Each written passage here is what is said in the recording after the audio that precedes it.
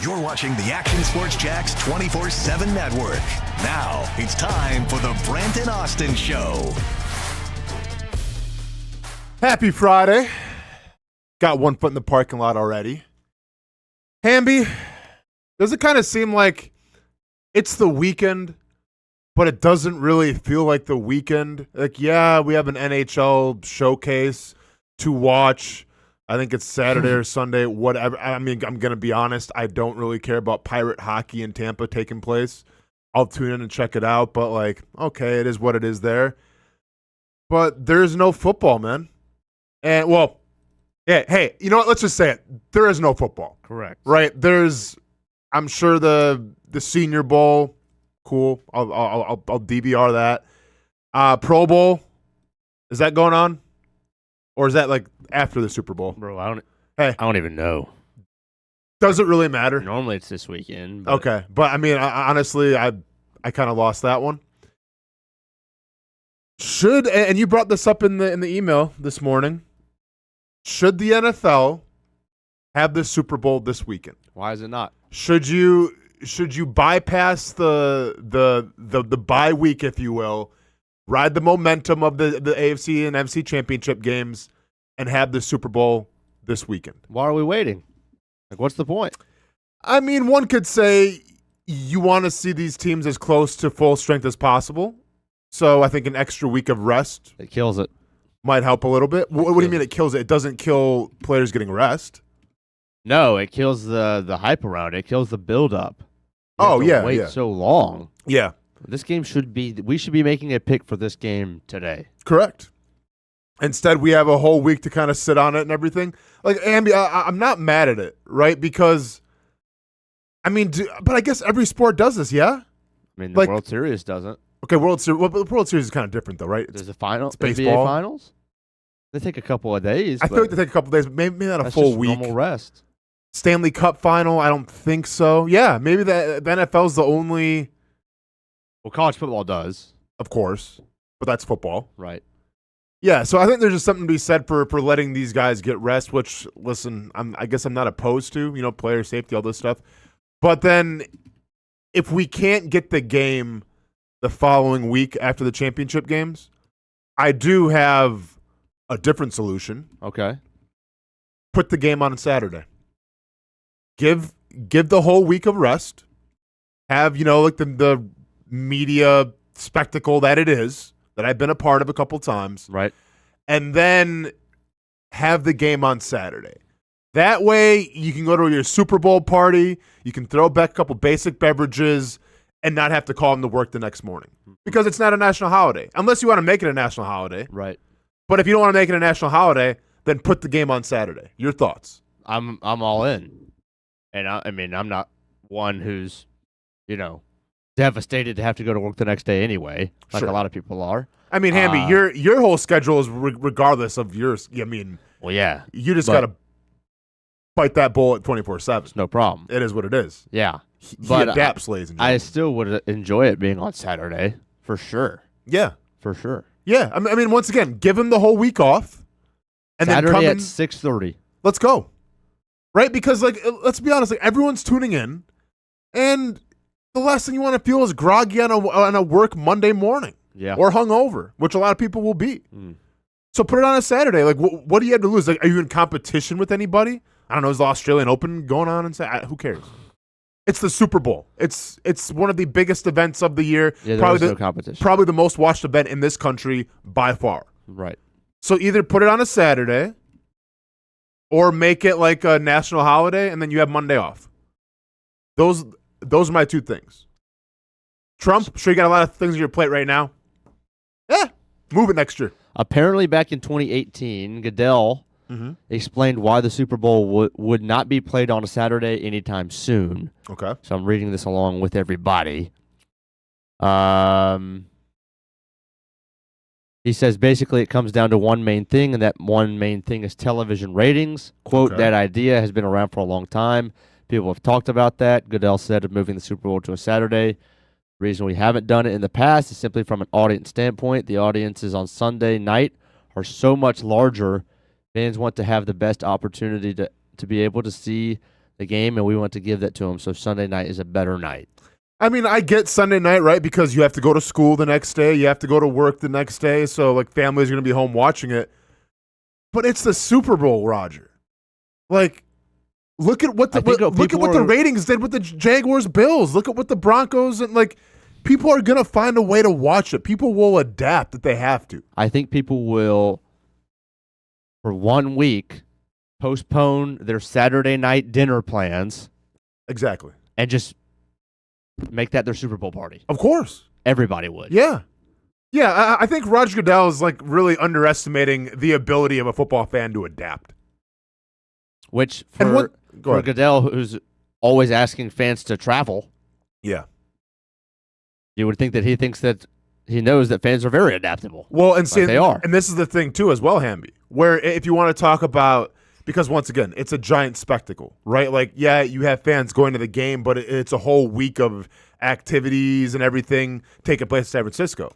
So then if that's the case, then also put it on Saturday so that way people can kind of arrange a little more in terms of their jobs, right? Flying to San Francisco, watch the game on Saturday, fly back on Sunday, Monday it's work. Like, yeah, to me it makes way too much sense. Yeah. And don't go ahead and lose me with all the ratings thing.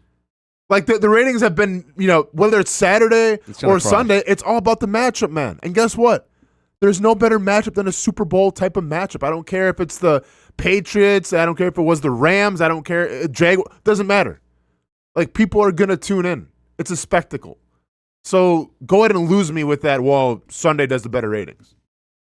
The ratings for the last Super Bowl were 127 million. And this is obviously worldwide. Or is this just in the country? I believe that's worldwide. I don't even know how many people on this country. That was their average. Yeah. Averaged.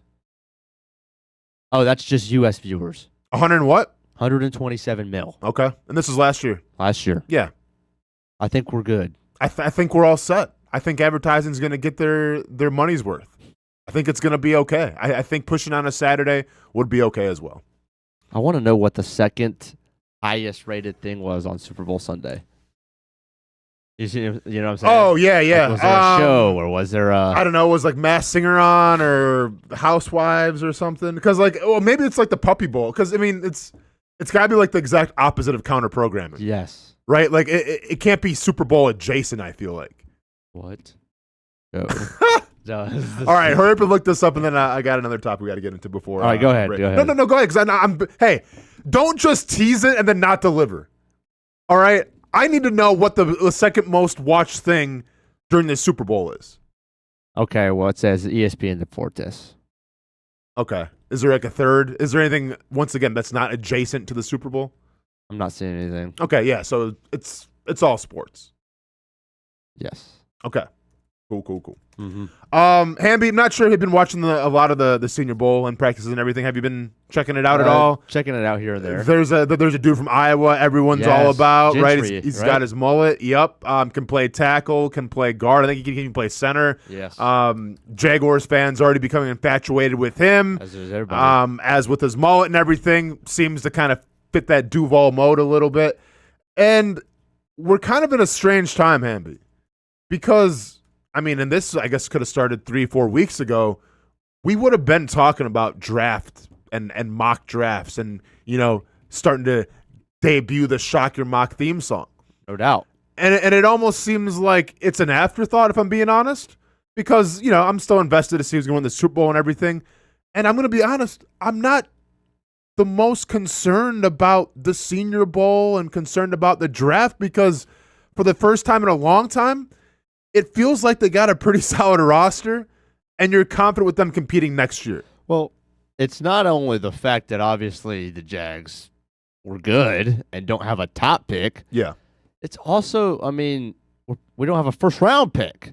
Correct. So, yet. Hey. Well, yet. Caveat, of course. James Gladstone's in the kitchen, maybe cooking up something. Sure, but as of right now, you're picking 54. Yeah. So it's just a lot harder to get into when, the 53 best players will not be available come the time that you pick. And it's just like when you're looking at it for 3 months or 2.5 months down the line, like you're glued to those top 50 guys.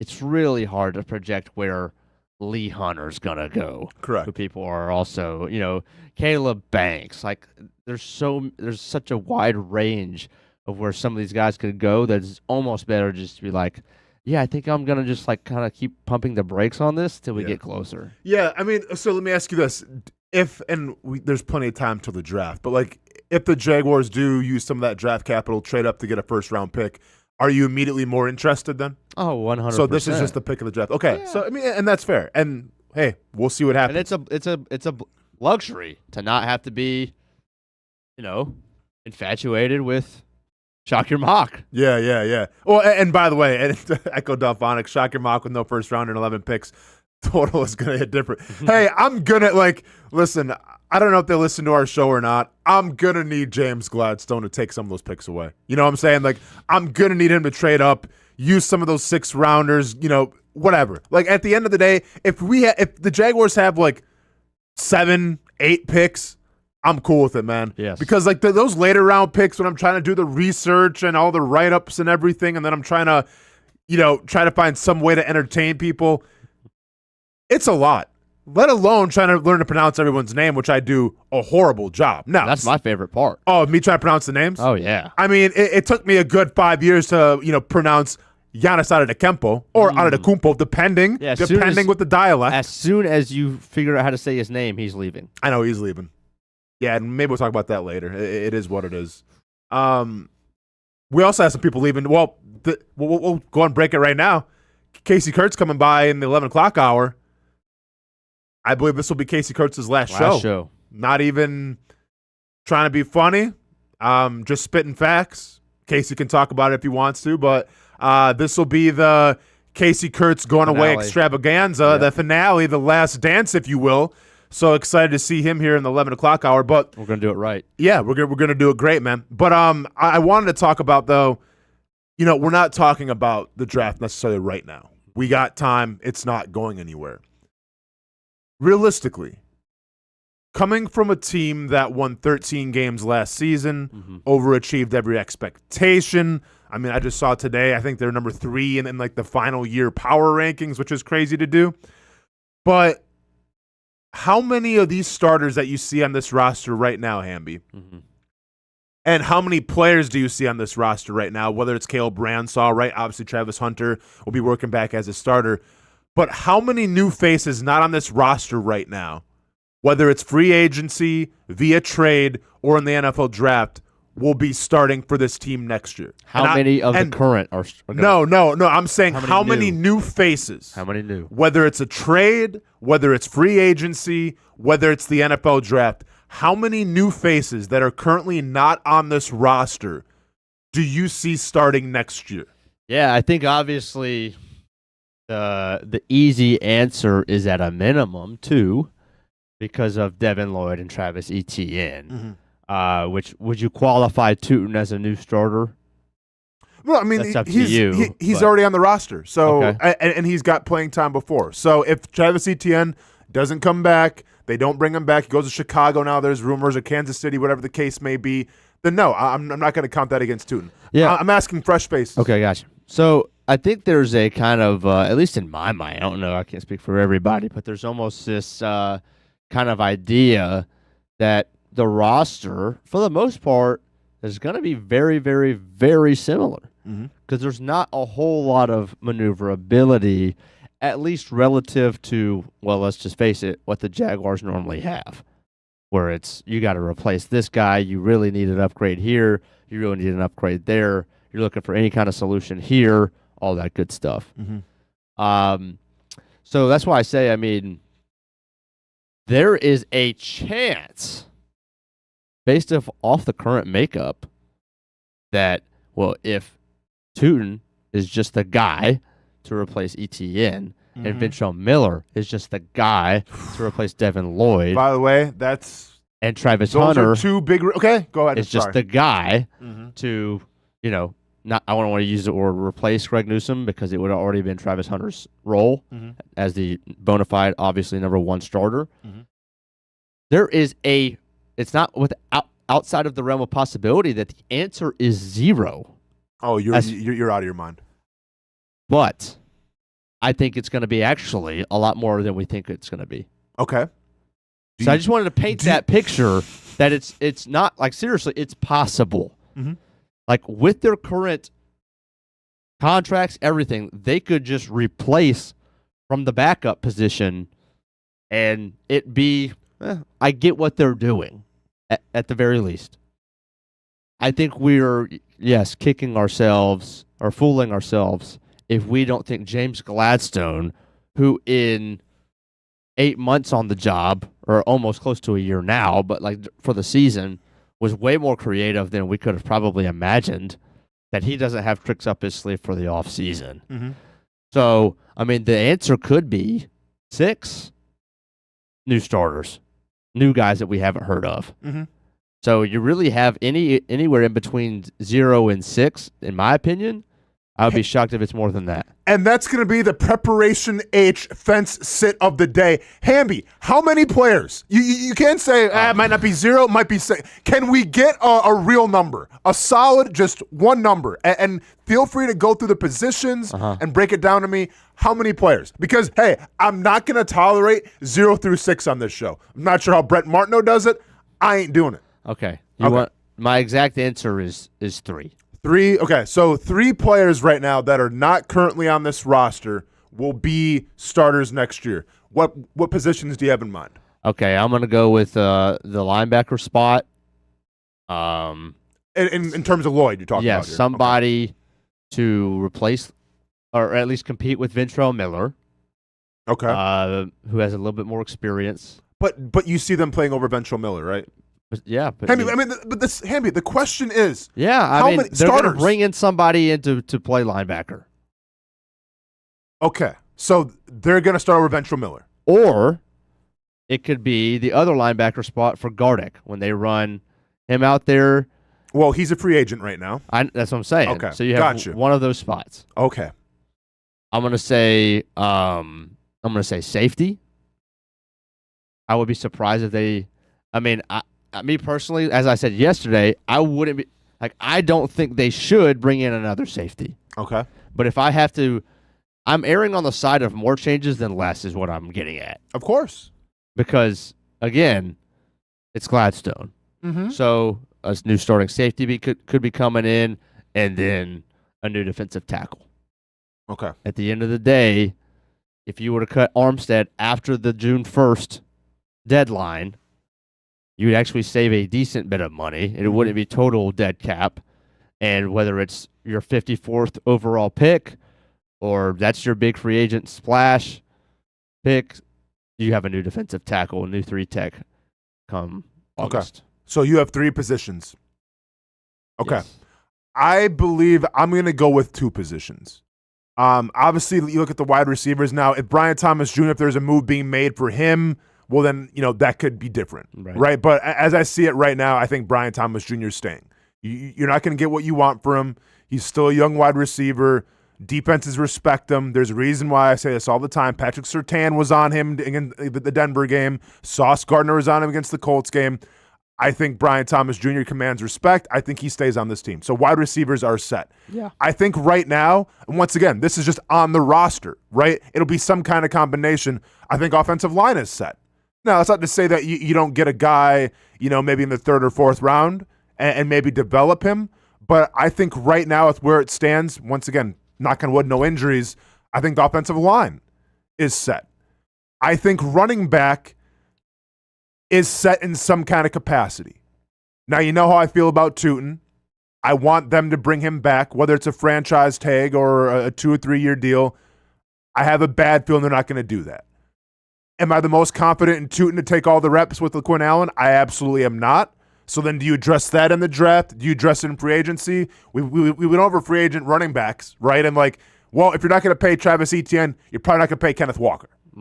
Right? So I think running back right now, maybe they draft somebody, but I think if they don't bring back Etienne, it's going to be Tootin and Allen to take that for how you want. So I think that stays the same.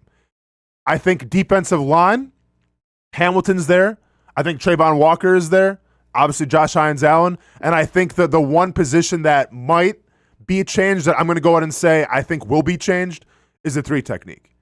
I think that's going to be the primary focus in the draft, whether they trade up in the first round or whether they, stay at where they're at in the second round. I think there's going to be a new defensive tackle coming in, playing that 3 technique. Maybe you can address that in free agency as well. I do agree with you where, you save a little money by letting Eric Armstead go. And not to say like Eric Armstead didn't do I think he surprised a lot of people, especially with the pressures and the quarterback sacks and everything. Yeah. But, it seemed to kind of tail off towards the end against the Bills. Right? And so I'm sure he would tell you that was the hand injury and stuff like that. But sure. And that's fine, man. But, let me ask you, Hamby, has he shown you enough going forward that, okay, this is our starting 3 technique with his age and everything? No. Just because I think that would be, the money, is the contract worth it or not? I don't know. Correct. So I think that changes. So that's going to be a fresh face. Whether it's in free agency or whether it's in the draft, I think you're going to have a new starter there next year. I think Devin Lloyd was huge this last season. Essentially won them a couple games, it felt like, or helped win them a couple games with his interceptions and the pick 6 against Kansas City. I don't see him coming back, unfortunately. I don't see them spending the franchise tag. I don't see them overpaying him because he's about to make a lot of money. And if you're Devin Lloyd, why give the Jaguars a hometown discount, honestly? Maybe he does, but I don't see that happening. This is from a former player's perspective. Go get your money, man. You know what I'm saying? Selfishly, I want you on the Jaguars, take the pay cut and everything and help the team out. Yeah, in a perfect world, why not? But you essentially spent a couple years in purgatory, maybe not playing up to your best abilities because what was asked of you wasn't what you were best at. Coach Camp comes in, brings out the best in you. Go get your money. So I think that position changes. And when it comes to corners and everything, and I get it, you can make an argument here, Travis Hunter, who's going to play opposite of him, I think that's going to stay the same. And I think safety, Dewey's going to be a free agent. We'll see if they bring him back. Safety is up in the air, but I think they like Caleb Branshaw. Now, I'm not sure how long the injury is. I assume he's great now, ready to go because he's been out for the whole season. Right. But I think Caleb Branshaw gets worked in as a starting safety. I'm sure they maybe address it in free agency once again, or they go in the draft, the later rounds to get a safety. But I think right now the key's got to be to find out, is Caleb Branshaw going to be the guy or not? So I have 2 players. I have defensive tackle, and I have linebacker trying to replace Lloyd. You see how it could be 0, though. It's not, but it could be. In a world, Hamby, I do see how it could be 0. If you were to keep Armstead and draft 54 overall, yeah, I think the fans would be satisfied because you have a plan for the future. Yeah. Yet on day 1, Armstead's still your starter. Mm-hmm. Well, if Ventrell Miller is your starter on day 1, and you don't bring in anybody a linebacker, and it's hey, we got to pay Trayvon Walker. Mm-hmm. Well, I think that's very possible. Mm-hmm. If you look and you say, well, Eric Murray played great at safety when he was healthy, and Antonio Johnson took a huge step last year, and he had 5 picks. Of course. You can't argue with 5 picks. Yeah. And then we have Caleb Branshaw coming back. Why would we need to go get a safety? We're going to run that back. And maybe we re-sign Dewey just as a veteran presence if he wants to take. Well, and once again, special teams as well. Well, yeah, but then, okay. Well, no, I'm saying for Dewey. 100%. Yeah. 100%. So it's it could be 0. Yeah. It's not. Yeah. But it could be 0. It theoretically could be 0. YB400, yeah, Caleb Branshaw was the quarterback. A cornerback out of Tulane. Play safety, though. But, yeah, he's easy to be playing safety. That was that whole Senior Bowl story. Correct. They feel like with his size and his length that he'll be fine being safety. And then, obviously, I forgot what he ran. I think it was a 4.3 or 4.4, whatever the case. It was fast. It was really fast. So you talk about a guy now where if he's healthy – and, what we saw a couple times this year in terms of that secondary, you saw tight ends. And it wasn't even really a who's who of tight ends. It was the Ferguson from the Rams, I think it was, right? And then I forgot who the cat was from the Seahawks. That kind of burned the Jaguar safeties a little bit because there was a slower reaction off play action. One would think that you insert Caleb Branshaw into that situation, and he's there in a second, right? Now, once again, it's going to be a lot to ask of essentially a rookie because he didn't really get any reps during this past season. But I'm optimistic with Caleb Branshaw. Yeah. I mean, in James Gladstone we trust, I guess. Yeah. Yeah. A couple people in the chat asking about Jeffrey Simmons from Tennessee. I don't think he would come to Jacksonville. No? Jeffrey Simmons? Yeah. No.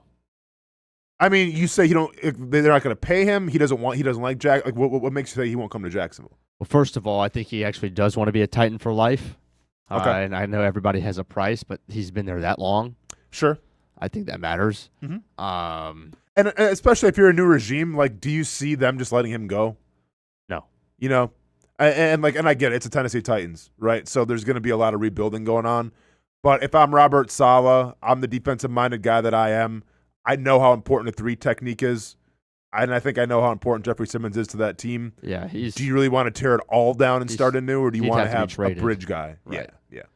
But, I mean, let's just take a look real quick. Delphonic, I just want him to leave. Yeah, exactly. You look at the defensive free agents at defensive tackle, a guy like John Franklin Myers, 29, from Denver. The pride of Stephen F. Austin. There you go. Mm-hmm. I actually interviewed him at the Super Bowl. Let's go. Mm-hmm. He's cool. A guy like Sheldon Rankins. Mm-hmm. Obviously, we know all too well from Houston. Just a couple of dudes. DJ Reader's probably out of the price range because he made $11 million last year. But John Franklin Myers made $7.5 million. Sheldon Rankins made $5.5 million. Like those type of deals, I could very well see the Jags making a move at 3-tech to get less expensive. Yet you probably feel like you were upgrading. Mm-hmm. Like if you gave John Franklin Myers $8 million a year, and I don't know what he'll command, but that's not necessarily saving you money because of the dead cap from Armstead. But AAV obviously is much less. Yep. And you feel like you're upgrading at that position. Well, without a doubt, but keep in mind too. I mean, is that the one position where they focus at that in the draft? 100%. Right? Because once again, like we consider and say, we like the guy from Iowa. Okay, well, theoretically, could he come in day one and be a starter? Maybe, but I think offensive line now, there's going to be competition. Depending what happens with Eric Armstead, and keep in mind, what's behind Eric Armstead right now? Mason Smith. How are we feeling about that? Not great. Austin Johnson. Is he Austin still, Johnson played well. But is he still? No, but he's was that he's a 1 year? Agent. Yep, he's a free okay, agent. That was and 1 he's year 32. deal. Going to be 32. Okay. So how's feeling about everything else? Matt Dickerson too, with honestly perhaps your best player. Yeah. At 3-tech at times in this season, 100%, and he's also a UDFA. So sign him back for a couple million. That'd be great. I mean, the guy played out of his mind. It was a great story all year because he's bounced around so many places and finally landed. So, yeah, you've got a couple at least. I mean, you say backup, but Austin Johnson and Matt Dickerson played a lot, specifically Dickerson. Yeah. Austin Johnson was spot starts here and there, but Dickerson played a lot. And so you're going to need, as of right now, Mason Smith is really your only guy who's a natural 3-tech. Yeah. And that's not good. And I think his absence this season speaks volumes, right? I had a lot of hype for him in the off season. Everyone's saying he was busting his ass and everything. He gets hurt, and then he's a healthy scratch week in and week out. So I think that speaks volumes in terms of, number one, how they feel about Mason Smith and whether or not they can trust him. So, yeah, I mean, I literally think 3 technique right now has to be the priority, right? And I get it. Let the free agency fall where it may. Let your re-signings, whether it's Devin Lloyd and everybody, fall where it may. But, like, I think right now the priority has to be 3 technique. And then a close second, if you do let Devin Lloyd go, is finding his replacement. Because while I think Ventrell Miller can be dependable, he's physical, a surefire tackler, are you confident in him being like the game wrecker or like being the game changer? See, because to me, I get more of like Foye Oluokun vibes, where, okay, you might be dependable, but, like, don't you also need that guy that's going to, get the interceptions, get the pick sixes, cause the big plays, right? Be able to blitz? I'm not sure if they have that right now. I just want to point this out on Spotrac. It's got the estimated keyword annual value of all the Jaguars free agents. They have 17 of them, from De'Ami Brown to Smoot to Gardeck, Winger to So this is Buster. what they expect them to make. Yes, in and their next deal. they only have this for a few guys. Like De'Ami Brown, they have as estimated value, it's $2 million, what his next contract might be. Devin Lloyd's is 20. For $20 million? $20 million. Okay. ETN's is 6.8. Really? Yes. I mean, obviously a team will pay him at least 10, 10. 11. Yeah. But here's what I also found interesting was Greg Newsome's was $9 million. Buster Brown's was $9 million. Interesting. Because I think we said earlier this week we would love, Buster Brown on a 3-year, $30 million contract. Yeah. Give him 10 a year, and but perhaps even this system that under Campanile is allowing him to thrive in a way that some other systems definitely would not. So it would almost be advantageous for both sides. That kind of a friendly deal. Buster Brown's obviously getting $30 million, which is, I think, more than at times last year he ever expected to make in his career. Yeah. Before Campanile and this whole new defense and scheme, he's drafted as real late and barely has a spot on the team, and now he's meteoric rise. If you hand a guy like that $30 million put in his face, I mean, what's he going to say? Mm-hmm. Yeah. I mean, time will tell, man. I do feel like they've kind of shortchanged those players a little bit. They're going to get a lot more, I think, on the market. But it is interesting, especially that ETN one's kind of crazy. But, yeah, time will tell, man, and we'll see. James Gladstone and company, they have a lot of decisions to make. And you're talking about some players that meant a lot to this team that you might have to say goodbye to. Yeah. So it's going to be a tough situation, man. Absolutely. Hamby, Sports Illustrated put out their top 10 players in the NFL. They did. How many Jacksonville Jaguars do you think were on there? But also, are you shocked at all by anybody in the top 10? Oh. We'll break that down next. When it's time to get a new car for anyone in your family, just remember, nobody but Nimnick, the #1 Buick GMC dealer in Jacksonville. Get the latest price breaks on 2023 and 2024 models or the newest 2025 vehicles in the showroom on Phillips Highway, or shop online at nimnickbuickgmc.com 24 hours a day. GMC Sierras, Yukons, and the redesigned Acadias, or get the all-new redesigned line with Buicks. It's nobody but Nimnick, and part of the reason why is this is a first-class buying experience here at Nimnick Buick GMC. You're not just a customer, you're a friend. This is about getting a vehicle that best fits you and getting you on the road, and also helping you and your family down the road. Nimnick has a treating you right guarantee, courtesy, respect, fairness, and most Buicks, GMCs, and Jacksonville's only Car Bravo dealer, nobody but Nimnick. Who has put in the most years and stands behind a better experience? Nobody but Nimnick. GMC, we are professional grade.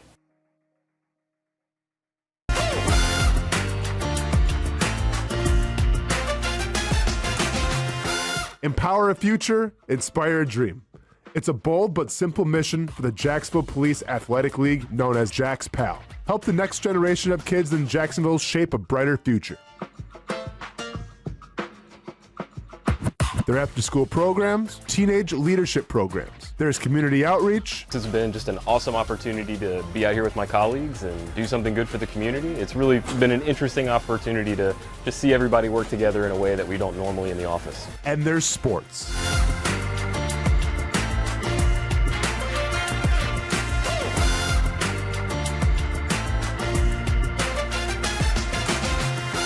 There are also ways you can help the next generation with a donation of any kind. Just visit jaxpal.org to get more information.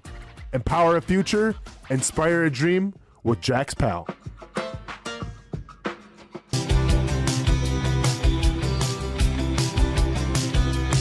Welcome inside the Armor Guard exterior and gutter helmet showroom. There's a lot going on, like glass exteriors, replacement windows, and down there we have the retractable screens and awnings, plus hurricane protection. Let's talk more about those gutters, and to do that, we bring in Kevin. He's the owner, he's the expert. Why Gutter Helmet?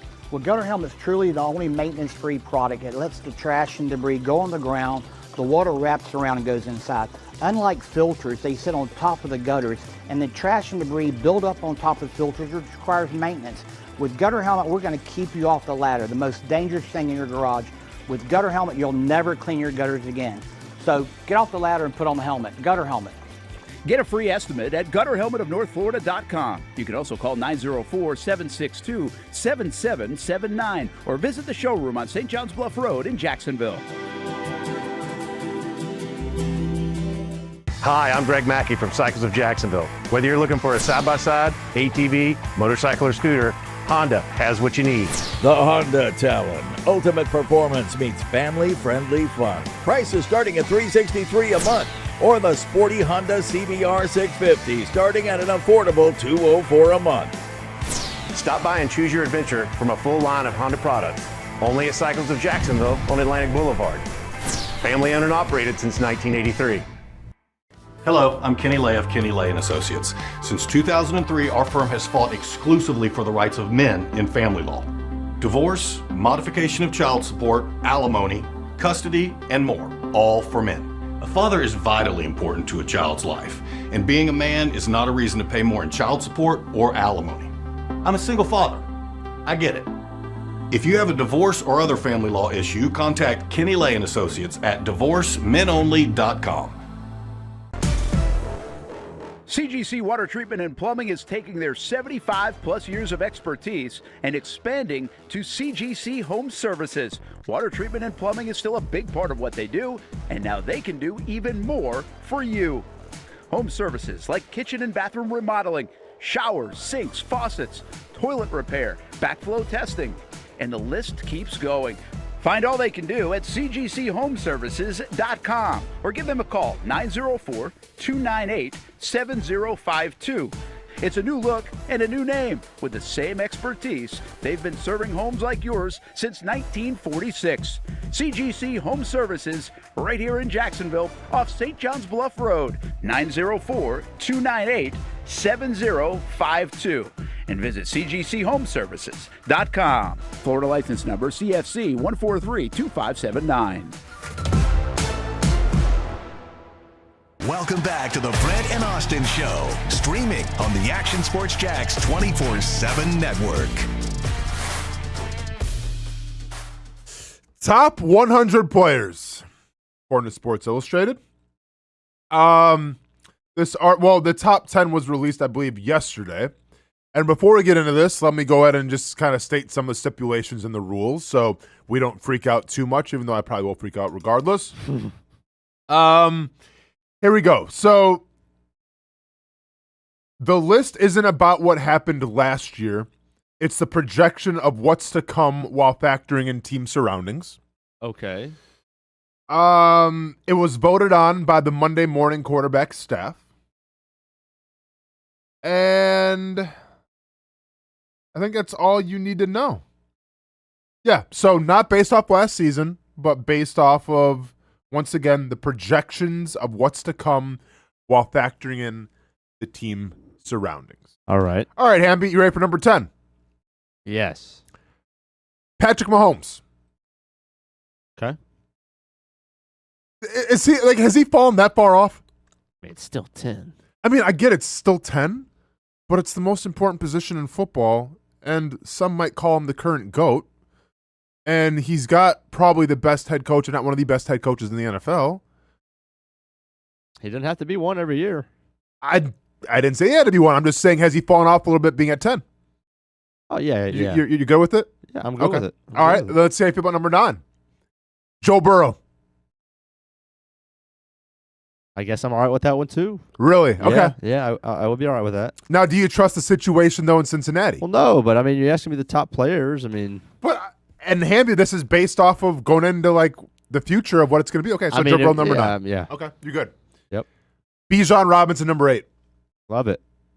I mean, I think that's justified. 100%. And he's insane. And we'll get into that in a second. He's not the highest rated running back. I thought he might have been. Because I felt like in terms of a season, I don't know what the stats said, but just watching him, it was like I was watching Saquon Barkley 2 years ago. Well, Gibbs has to be next then. Well, we'll get to that in a second. Number 7, Penei Sewell. Okay, showing a little love to the offensive lineman. I mean, that's really hard to just say, hey, he's right there. It's hard to quantify an offensive lineman being a top 10 player. But I'm all right with that. Okay. Number 6 then, teammate, Jahmyr Gibbs. Okay. How do you feel about Jahmyr Gibbs at number 6? I think it's deserved. See, I think I would flip Bijan and him. Okay. I think, and I agree with you. Now, this is based more, though, off of, like, okay, if we're talking about the future, well, if Montgomery's going to be gone, and they should have used Gibbs more the entire season. Right. Like, it was like a running back by committee for a while. And this is speaking for someone who had Gibbs in fantasy football, so I know exactly what it was. Right. And especially with Dan Campbell kind of calling the plays and everything, it's like you had your Gibbs package, and then you had your Montgomery package. Like, I think there needs to be more of a focus, kind of like Bijan, where, hey, this is your bell cow, this is your dynamic playmaker, give him the ball more. Mm-hmm. Number 5. Have you seen the list or not?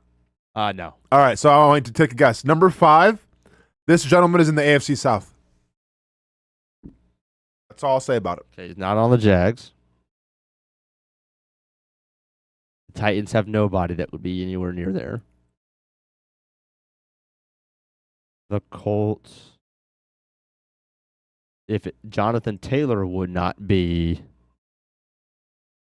up there, just because he's great, but they wouldn't put him above How Bijan to or put him against Gibbs. Bijan or Gibbs, yeah. Okay, so we got to go to the Texans defense and say You're not going to the offense. it's got to be either Stingley or Will Anderson. Will Anderson Jr. coming in at number 5. He's a monster, but 5? Here's the description real quick. Anderson's superior strength and relentless motor make him unblockable in one-on-one situations.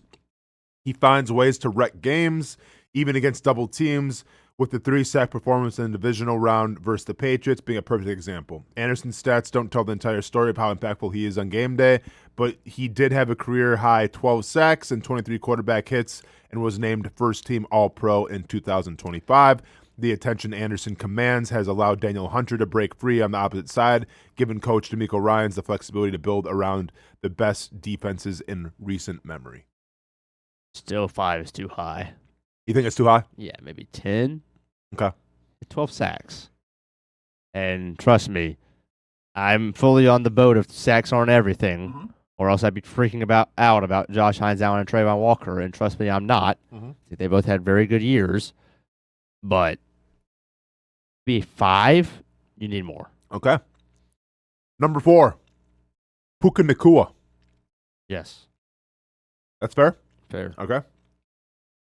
Number 3, Jamar Chase. Honestly, I'd probably flip those. You'd flip Puka and Jamar. I mean, Puka's had a better year. But once again, they're not counting. But this is the future, though, too. Keep in mind, Hamby. That's fine. Okay. Yeah. And I don't think you're necessarily wrong. I do think Jamar Chase offers you a little more of so Puka, you get what Puka is, right? Like jet sweeps, bubble screens, red zone target. Sure, best maybe to do it right now. Jamar Chase, it's like 80-yard touchdown, 90-yard touchdown. Right. He's kind of like the game wrecker. Yeah. I mean, not to say Puka's not, because look at Puka's stats, but you know what I'm saying? I feel like in terms of a burner, a guy that you kind of have to respect on all phases of the game as a wide receiver, I do give the edge to Jamar Chase, but it really depends on what you prefer. Do you want the dynamic guy like Jamar Chase, or do you want the guy that's going to, every time he touches the ball, he's getting an extra 10, 12 yards? Right.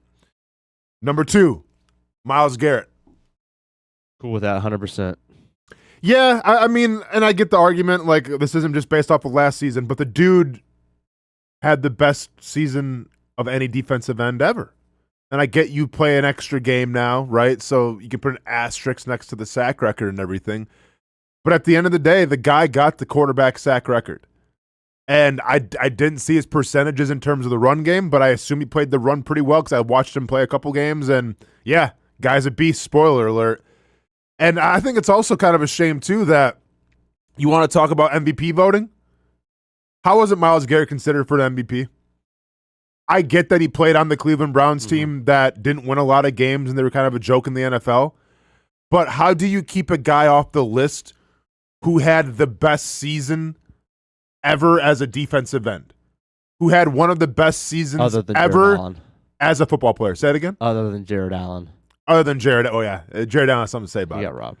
But you know what I'm saying? Like, 100%. how do you keep that guy off the list for MVP? Yeah, I mean, the NFL really values winning. We know that. Sure. So, I mean, it's like it was never really even on my mind that he'd be an MVP consideration. Now, was he incredibly valuable to the Browns? But, like, if you take him away, do they – okay, they Sure. Like, what was the difference between winning maybe Hamby? But, on like, the games that he played unbelievable, they still lost. correct. So, like, but, like, you just would have lost by more if he wasn't there. That's not – I mean, that's hard to – I understand that, value. man. But, like, how can you call somebody I the hear most you. valuable player if you had arguably, like, the best season ever? Yeah. Yeah. I think Myles Garrett needs to be in the MVP conversation. The fact that he's not is, once again, hey, it's the NFL. Shedeur Sanders is playing in the Pro Bowl. Bill Belichick's not a first ballot Hall of Famer. So you think, I mean. There's no rhyme or reason. All right, and number one as the best player right now in the NFL. Probably doesn't need a lot of teasing because I think we kind of all know where this is going. Josh Allen, Buffalo Bills quarterback. Yeah, that's a miss. It's a miss for you. Yeah, it's a miss. Okay. I wouldn't have him as the top quarterback. Okay. Who would you have as top quarterback? Well, again, I know it's based off of what's going to happen next year and trying to project, but at the same time, like, the best quarterback in the NFL this year was Matthew Stafford. So, and it's not like he is going to, if he's not going to retire, he might not be great in 2 years, but next year, why would he not? Every year we do this. Oh, Matt, he's running out of steam. He's running out of steam. He just had one of the best years of his career. Mm-hmm. Number one, Matt Stafford's a top 10 player. He on the list right now. He should be in this list. Even despite age, and even he don't care. Has he announced he's coming back yet or not? No, but he's okay. coming. He'll be fine. He's coming back. Okay. All right. If Pat Mahomes is on the list, then Matt Stafford should be on the list. Okay, and are we just going to bypass Lamar Jackson? I'm cool with Lamar Jackson being like 15. Okay. Delphonic, you already know the answer to that. Yeah, that's Georgia. Delphonic, obviously. So, yeah, I mean, I think Myles Garrett should honestly be number one, and it should be, Hamby, you just got done saying how he didn't win the team any games, and he's not an MVP consideration, but you think he's the best player in the league? MVP and best player in the league are two separate things. Okay. I mean, that's just the facts of the matter. Okay.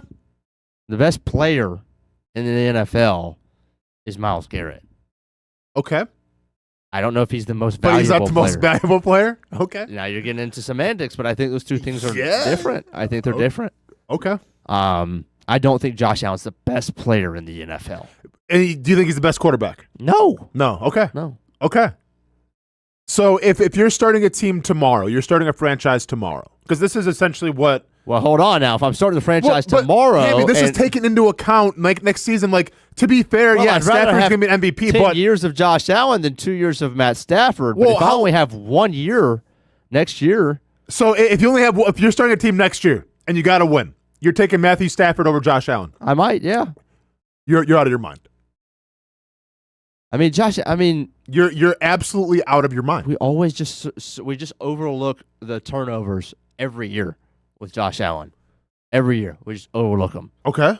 And look, the guy's an unbelievable player. Sure. And it's probably 1A, 1B, but I don't think it's like it's Josh Allen and it's everybody else. I'm not buying that.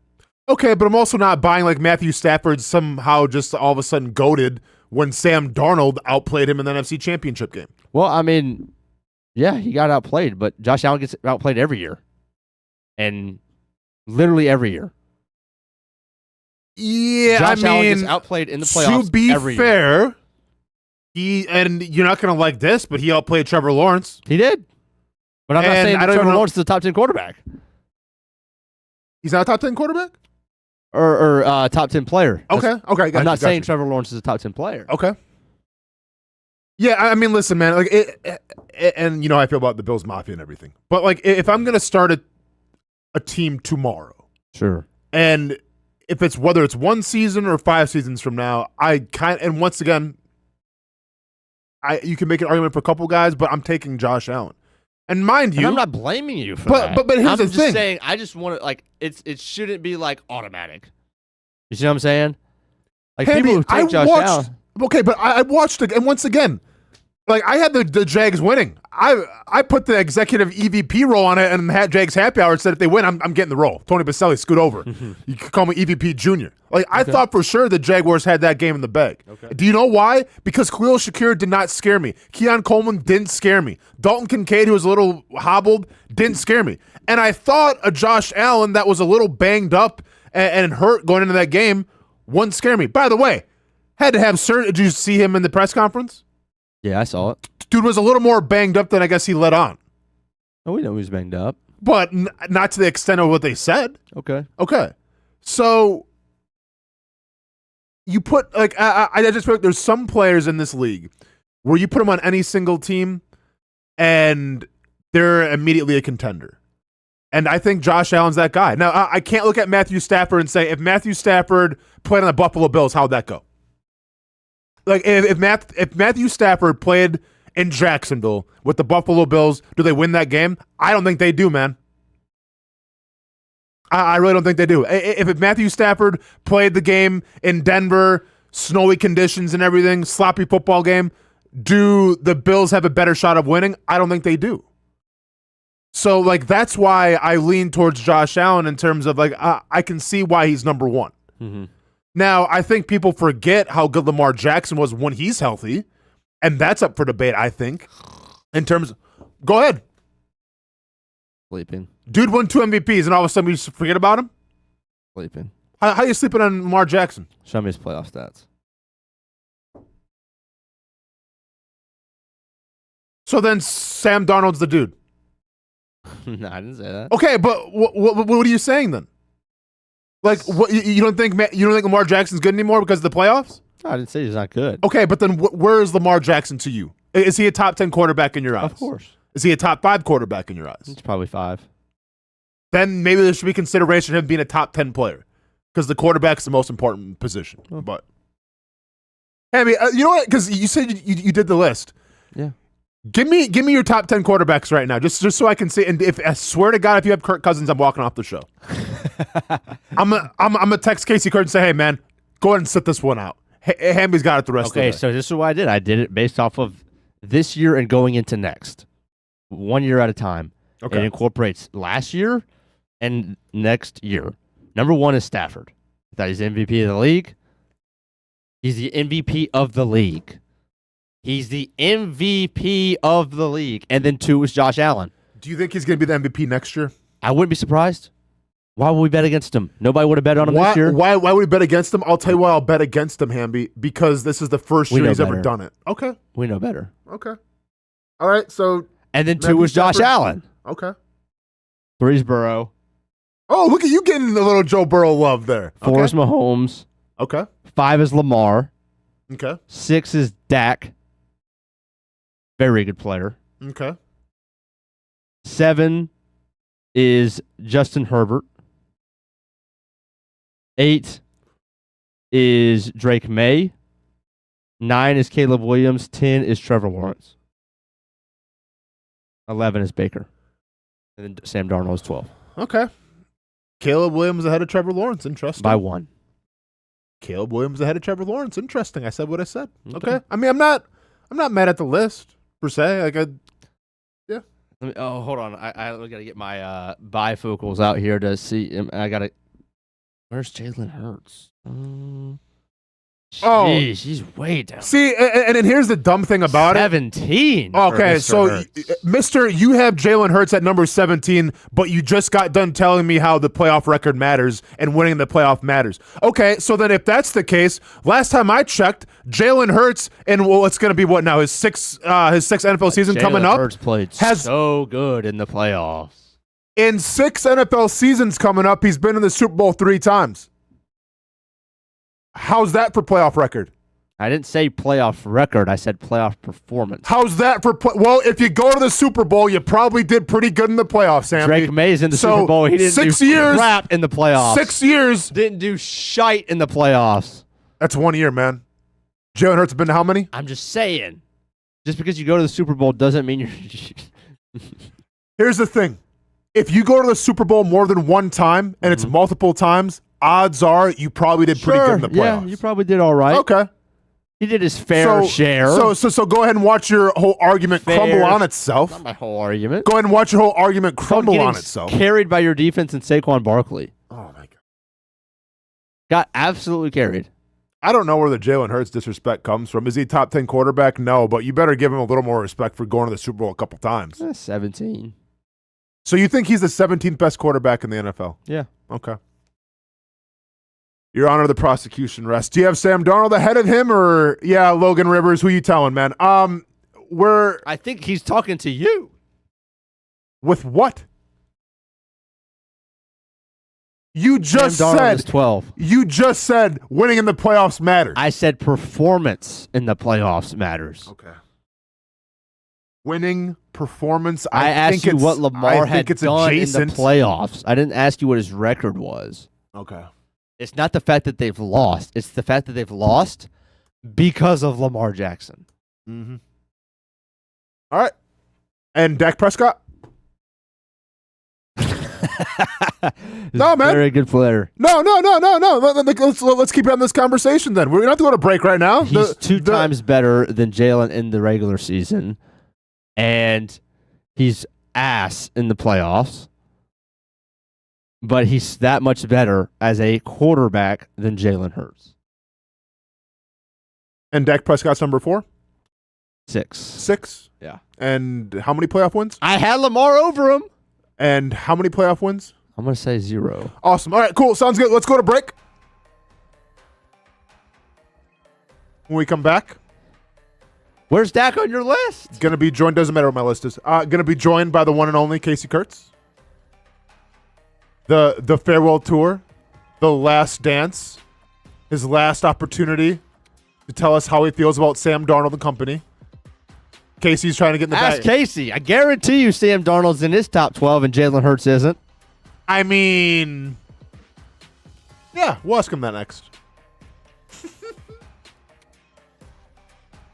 When it's time to get a new car for anyone in your family, just remember, nobody but Nimnick, the #1 Buick GMC dealer in Jacksonville. Get the latest price breaks on 2023 and 2024 models or the newest 2025 vehicles in the showroom on Phillips Highway, or shop online at nimnickbuickgmc.com 24 hours a day. GMC Sierras, Yukons, and the redesigned Acadias, or get the all-new redesigned line with Buicks. It's nobody but Nimnick, and part of the reason why is this is a first-class buying experience here at Nimnick Buick GMC. You're not just a customer, you're a friend. This is about getting a vehicle that best fits you and getting you on the road, and also helping you and your family down the road.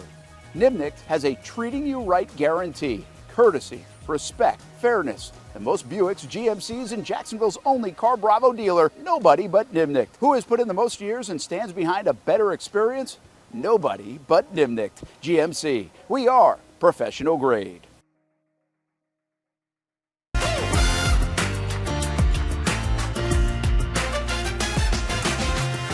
Empower a future, inspire a dream. It's a bold but simple mission for the Jacksonville Police Athletic League, known as Jax PAL. Help the next generation of kids in Jacksonville shape a brighter future. Their after-school programs, teenage leadership programs. There's community outreach. This has been just an awesome opportunity to be out here with my colleagues and do something good for the community. It's really been an interesting opportunity to just see everybody work together in a way that we don't normally in the office. And there's sports.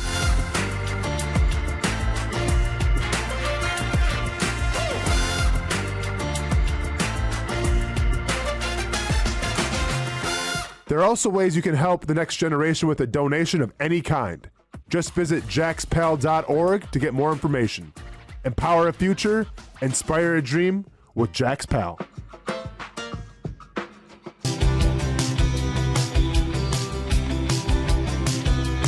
Welcome inside the Armor Guard exterior and gutter helmet showroom. There's a lot going on, like glass exteriors, replacement windows, and down there we have the retractable screens and awnings, plus hurricane protection. Let's talk more about those gutters, and to do that, we bring in Kevin. He's the owner, he's the expert. Why Gutter Helmet? Well, Gutter Helmet's truly the only maintenance-free product. It lets the trash and debris go on the ground, the water wraps around and goes inside.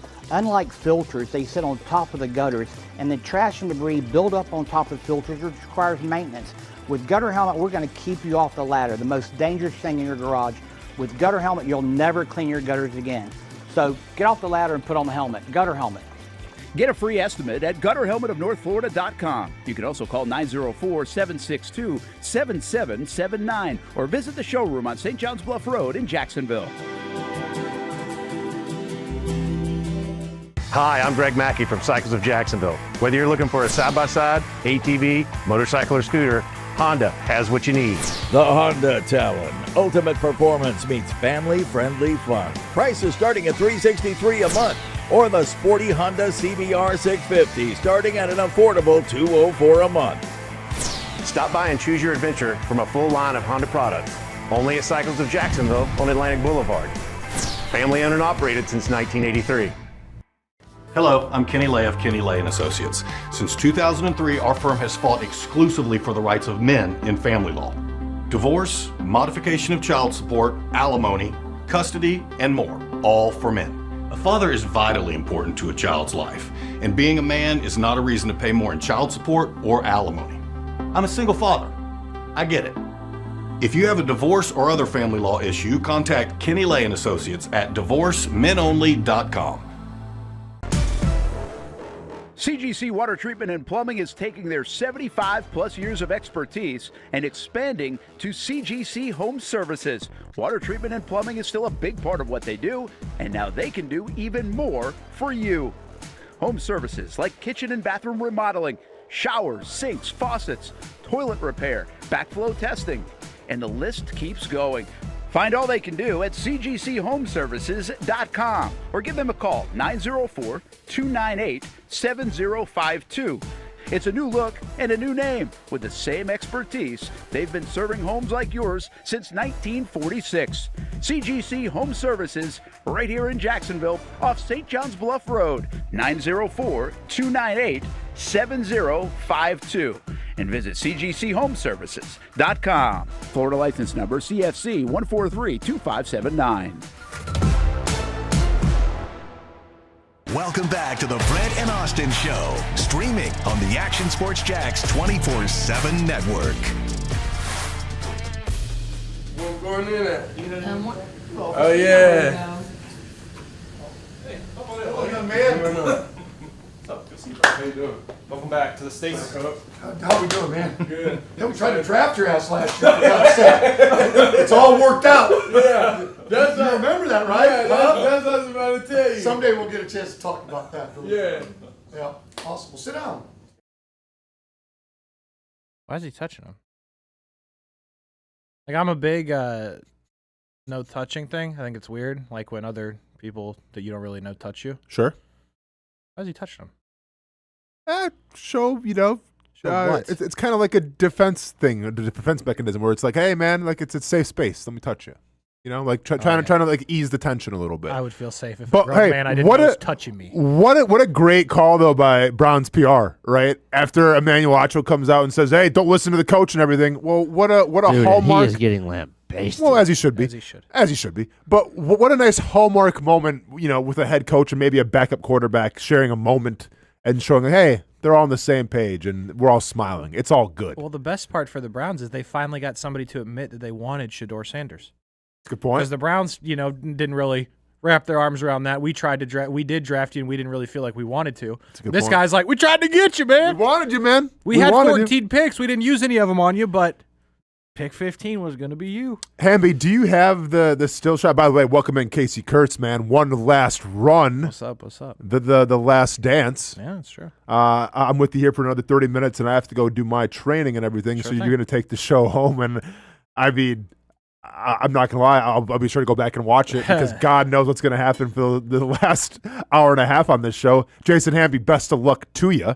Thank you. But do you have the screenshot of the Browns interview room of a question that was asked? So there was no. Okay, but I can read it. Yep. So there was rumors of 6 questions that were asked during the Browns coaching interview process. Okay, to all the candidates. To all the candidates. So Udinsky got these questions. And one would say like there were some personality tests and personality questions, but this was one of the big questions that was asked for every candidate. Hamby, you got it?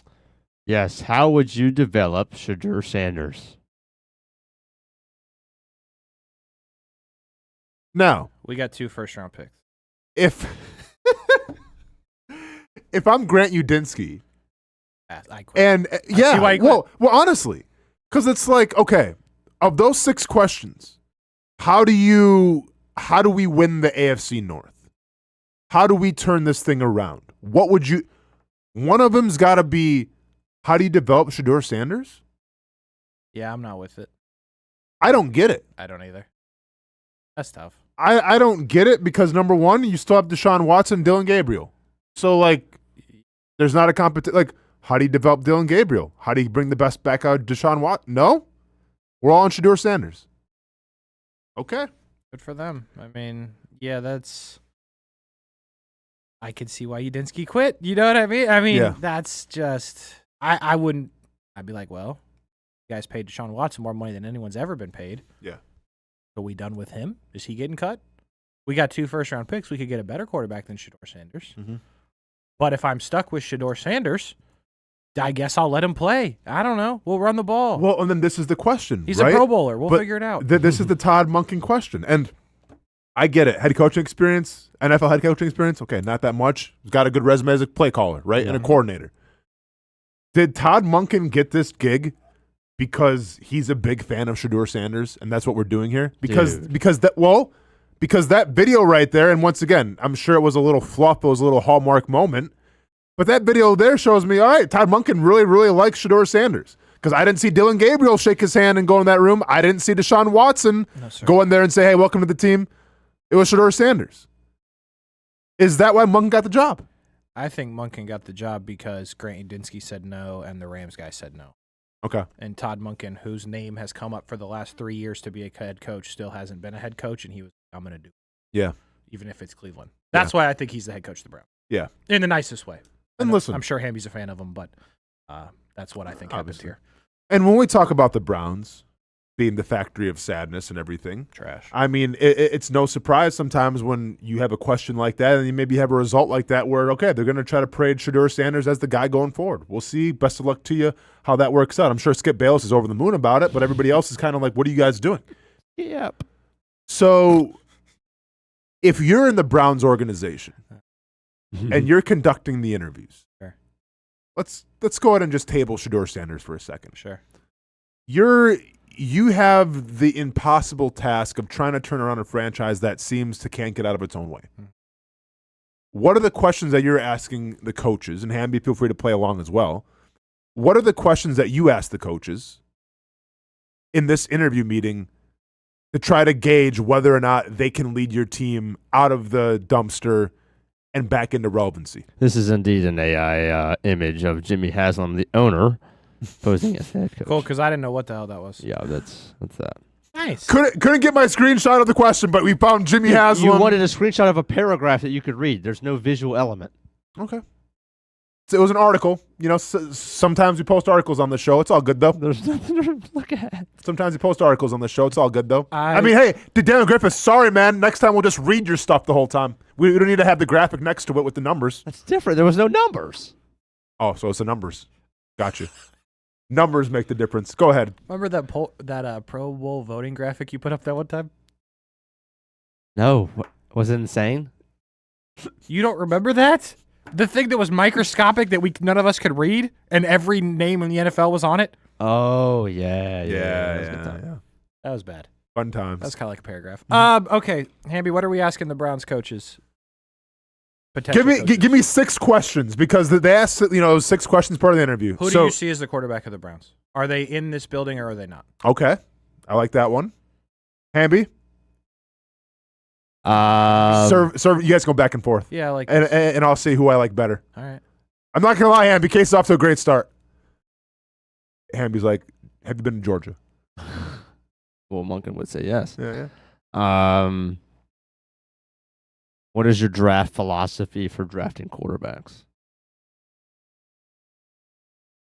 The head coach, okay, a little piggyback, okay. And keep in mind, I'm the owner right now, so I'm taking okay. Mr. Kuhrts.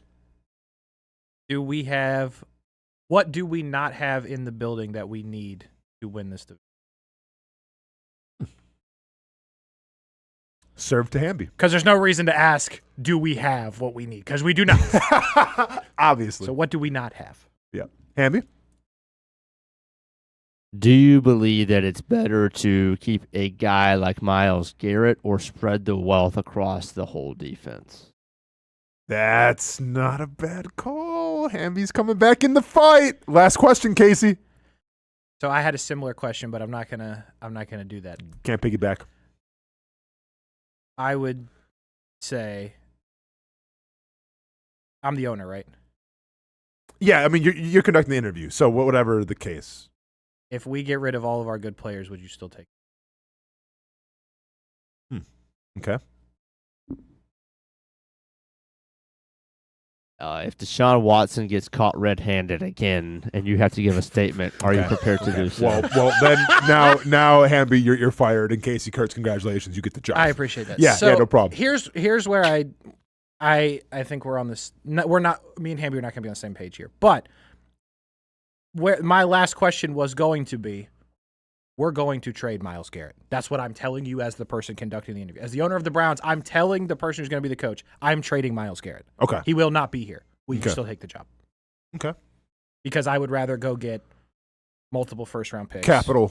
And try to start suck. anew. Look around. Well, prospective coach, we suck. And in the first hour, we talked about Myles Garrett a little bit. I mean, had the best season of any player, and you didn't really win a lot of games. I would pull a Jerry Jones and trade him. Okay. That would be my last. Hammy, would you? I mean, because I don't know. I go back and forth with this, Kasey, because you know how I feel about trading your best player away. And by far, whether it's on offense or defense, in the past, I don't know, 30, 40, 50 years of the franchise. It hasn't been that long of the franchise. But, like, Myles Garrett's the best. Mm-hmm. I don't know. Like, and, yeah, you're going to get a king's ransom because what? If Micah you got two first-rounders. And Kenny Clark, who's decent at football. Yeah, he's good. I mean, you're probably going to get at least, I mean, if it's not a player included, probably 3 first-rounders. Perfect. Yeah. We'll take them. Is that juice worth the squeeze, though, of losing, and I'll say it, a generational player in Myles Garrett? Yeah? You've Hamby? gone whatever and whatever with him. Yeah. You what do you have to lose, then, I guess? You can't win. He cannot win you enough games to do something. Gotcha. There's no doubt in my mind. How many did the Browns win? 3. I'm sure he's probably, if you were rating it, probably worth 2.5 of those wins. All right. That only helps you if you're a 9-win team. All right, man. Before I head out of here, Hamby, we had a list, too. I forgot. Was this still my sports? Are we just giving all the Sports Illustrated today? Who did the list of coaches? That was ESPN. ESPN, yes. You want to get into that real quick? Yeah, so what ESPN did is it looked at the head coaching hires of just the last few years, and it ranked them. Just the hire? Yes. Okay. Like how they did. So Urban Meyer's last. Yes, he is. That is correct. He's 37 of 37. I mean, I feel like I wasn't breaking any news. Yeah, He was terrible. It wasn't good. Oh, yeah. The write-up on him was he's the only coach on this list that is accused of assaulting a player, so he has been reserved for the last spot. What about the dude out of Arizona? Oh, he did punch that guy. Gannon punched somebody? He was like a 20th best. I mean, ESPN, let's be consistent, though. Out of 37. 20 out of 37. But yeah, he did hit that guy. Yeah, he punched him. He didn't kick him, though, allegedly. Had that fire in the gut? Shout out to Urban, though, because it's like the crazy thing with Urban is like nothing happened. No. You don't even think about it. No, he's killing it still. Doing the Big Ten Network and everything. Number one coaching hire in the last 4 years, they said, was Dan Campbell. Well, are we going to argue that? I mean, Sirianni won a Super Bowl, and they have him at 2. Yeah, but what Dan Campbell had to deal with I mean, the Lions were. It's essentially it was like the Cleveland Browns. Like it'd be like a coach going to the Cleveland Browns and then starting winning divisions. Could you imagine? Because I can't. Yeah. Same thing with the Lions. Like the Lions, and Hamby, maybe you forget about this, but there was a long time where the Lions were not relevant at all. Didn't they lose every game that 1 year? They did. Bags on the heads. Bags on the heads.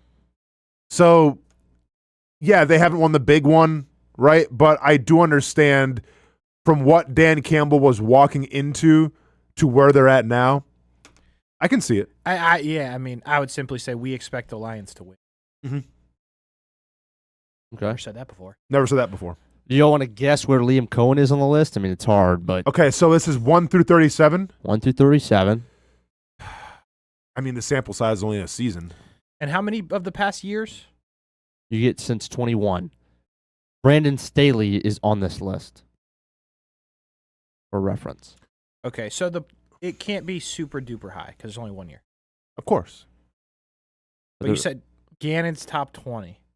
He's better than Gannon. He's better than Gannon for sure. So let's just say then what, top 50? How many? Let me ask you this real quick. How many first-year coaches are on this list? Like that have gone through a season? That Urban Meyer. All of them. All of them. So like Ben Johnson's on here. Yes. Kellen Moore is in there. All of them. Okay. They all have to, as long as they were a recent hire, they have to be on this list. Okay, Kellen gotcha. Moore does coach a team. But it's nobody that hasn't coached yet. So like Gotcha. Robert Saleh as the Titans is. All right, so I'm But gonna he say, is as the Jets. Okay, so I'm gonna say out of 37, give me Liam Cohen. I'm gonna say at 14. I was thinking 13. Doug Peterson is 15. Okay, I get that. Okay, so but wait, is Doug Peterson ahead of Liam Cohen? No. Cohen's 11.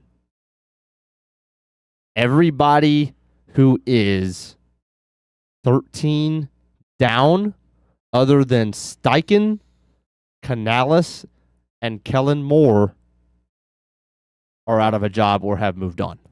Where's Ben Johnson? Okay. 6 or 8. 8. Okay. Yeah, I get that. Yeah. Where's Canales? Canales is way down I don't get that. at 18. You remember what the Panthers looked like playing football there at the end before? I kind of remember. I mean, it's yeah. Remember the Frank Reich debacle? Mike McDaniel's 13. Well, he had a couple good years in Minnesota, in Miami. You get Mr. Arthur Smith. At And by the 22. way, shout out to Chargers social media department. Just throw a jar of questions in for McDaniel and just watch him go to town. Like, have you watched any of like the? Oh my God, I can imagine. He's absolutely crushing it. So, should Doug Peterson be higher than Mike McDaniel? We're talking about the Jags. Yeah. To me, it comes down to just how it ended. I know, but is that fair? You're only as good as your last season. I think. I mean, I don't know. Yeah, I mean, I hear you, but like, he did win. He won some playoff games. He won games in Jacksonville. Let's games. start there. He won games. But he won a playoff game. He won a playoff game. But during that time, did you have the feeling that Trevor was the guy? Because I didn't. No, I give you that. Right? So he was brought here for Trevor Lawrence. Like, I mean, obviously he was brought here to win football games and go to Super Bowl, all that stuff, right? But like, he took the job because of Trevor Lawrence. How was the development of Trevor Lawrence under Doug Peterson? Like, Fair. that's my argument. But my argument against McDaniel, because I'm just pairing against McDaniel, is because where's Tua now? What do you do with Tua? Well, there was one point where Tua was the leading passer in the NFL. Not going to play. That is correct. So who do you put that on, Tua or McDaniel? I mean, I think it goes on both of them. Yeah. But I also look at to see McDaniel got the very best out of Tua.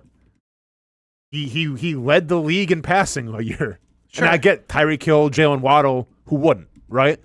But stats are stats. But yards are yards. In fairness to Doug, when Trevor won the Chargers game, some interceptions in the first half, you were probably saying something along the lines of, Doug Peterson's getting the best out of Trevor Lawrence right now, this second in time. I said he got the best out of that team that game. Because, like, if you remember the sideline report going to halftime, he didn't seem stressed. He's like, we'll come back out. So, like, yeah, I think that speaks volumes to him being the calming presence when they had to be. Maybe 15's just right then. Because it was... You can make a debate for up or down, I think. Yeah. Who are the other top five, Hamby? You got Vrabel. Vrabel's already 3 or 4. I guess they're in Vrabel's 4. D'Amico Ryans is 5. Mike McDonald is 3. Sirianni 2. Campbell 1. See, I mean, Ryans makes sense too, and I get it's Houston, so we hate on it. But like, what he had to replace and that dumpster fire of an organization, how like bad the optics look there. Yeah, and he comes in right away and wins a division. Sean Payton 6. KOC 7. Sean McVay 6 and KOC 7. No, Sean Payton. Oh, Sean Payton. Who's right above Urban Meyer? DFL 2, if you will. Frank Reich. Okay, yeah. Yeah, That's that pretty bad. checks out. And then Hackett. Yeah, that wasn't good. It was the coach of the Jets. They put David Culley, who I think is probably getting a bad rap here. Who did he coach? Old man who was the stopgap after B.O.B. in Houston. Oh, he did. It was Culley, Lovie Smith, then D'Amico. We talked about him actually. He got some airtime on this program. I guess that was 2 days ago. David Culley did a decent job, and they put him as 34th. That's tough. He won 4 games, but it was a disaster. I know, but where else are you going to be on the Josh list? McDaniels is down there, right next to Pete Carroll. There's 3 actually head Raiders coaches in a row. McDaniels 32, Pete Carroll 31, Antonio Pierce 30. Poor Pete, And too. then there's Aaron Glenn. How does he still have a job? Because we got to stop firing coaches after. Like, we got to try. I don't know why I'm saying we. They have to try as a league, right? Stop firing coaches after 1 year. You know what, Casey? You say that, and then I see when Mayo got fired from New England, and they replaced him with Mike Vrabel, and now they're in the Super Bowl. Well, if you can replace him with Mike Vrabel. Okay, sure, yeah. So the Jets, they can't, obviously. He wouldn't have gone to the Jets. But yeah, for sure. I mean, like. It's got to make sense. Somebody could fire their first-year coach next year for, like, McDermott. Yes. But, like. Or Mike Tomlin. That's what the Jets should do next year. Sure. Hire Tomlin and draft Arch Manning. Arch Manning. Nah. Okay. He's going to be awesome this year. He's just okay. Nope. That's the SEC coming at you. Nope. I didn't say he was going to be good at the start of this year. I was down on him. So you think this up-and-coming year is the year? No doubt. I hope so, because I was told that last year, and we know how that ended. So Because people don't know ball, and they think a guy who Uh-oh. didn't face a single soul in high school and played a bunch of 1A Christian Have kids. you No seen the high offense. school video? Yeah, I have. It's insane. Like, I went to Providence. I know what it looks like. Yeah. Just because of your last name and you put up 80 touchdowns, I don't care. This is a self-roast, if anything. I went The to football's Providence. not I know what I'm good. talking about. Okay. Not Providence is much better now, but I'm get just saying the level of competition at times and the teams that they would face. And, oh, yeah, okay, now you're at Texas playing SEC defenses for your first time. Here you go. He's not going to be great right away, but you watch his last 4 games. He got better each week. He's going to be raw this year. The high school footage is. I didn't know it was his It's first so year playing bad. last year. In college. He played a little bit the year before. He played the year before, too. He played like Whoa. Sam Houston and Mississippi State Okay, were his well- only 2 starts, and he Okay. looked great. Bro, I think I could look okay against Sam Houston State. I'm not saying great. I think okay. I think I could complete a pass or 2. We might win. If I'm playing for Texas, we win. If Kasey Kuhrts has that Longhorn offensive line We got having his back, don't sweat it. Arches just. Casey, I got about 5 more minutes with you here. Then I got to head out and All get my right. training in. I'm going to leave the floor open to you. This is the last dance. This is your last go-around here. I mean, we say that, and then Sam Darnold wins a Super Bowl, and I'm sure you're going to be in here in 2 weeks singing those praises. I will not be comfortably. Okay. But just, you'll know. Oh, yeah. You'll know. There'll be signs. There'll be signs, yeah. Where do you? It's our last segment together. Where would you like to take it? We could take it wherever you want to go, man. Well, This was not in the rundown. I'm calling an audible here. We can take it wherever you want to go. I really don't have too much to say. We can go Burrow. We can go wrestling. So Burrow and Kendall Jenner, huh? Let's do it. That's a Here we good go. call. Here we go. I didn't think anything of it when she was on the Tonight Show in the Bengals dress calling Tom Brady. I thought maybe there was a scenario Tom Brady was on a generational run off the field like he was on the field. But then I saw the picture that Burrow posted on his story. Supposedly, but now this people are saying it's an older. I don't know. Have you? Are you aware of this, Hamby? No, I don't. He has no idea. He's not a Joe Burrow truther. Rumors are swirling Kendall Jenner and Joe Burrow. Okay. Are dating. Hey, Travis Kelce, Taylor Swift. Back up. We'll see you later. Settle Hey, down. it's been fun. You had your 15 seconds of fame. Here comes Joe Burrow and Kendall Jenner. Settle down. So this started because Kendall Jenner, and Hamby, maybe you can find the picture real quick, was on the Tonight Show. She's wearing essentially, it's a tiger dress, but it's the exact colors of the Bengals. There's nothing questionable about it, Hamby. You can pull it up and feel okay. Trust Yeah, we're okay. me. But literally, it's like a Bengals dress Yes. without the logo, Yes. if you will. Yep. Oh, yeah. Are you looking at it?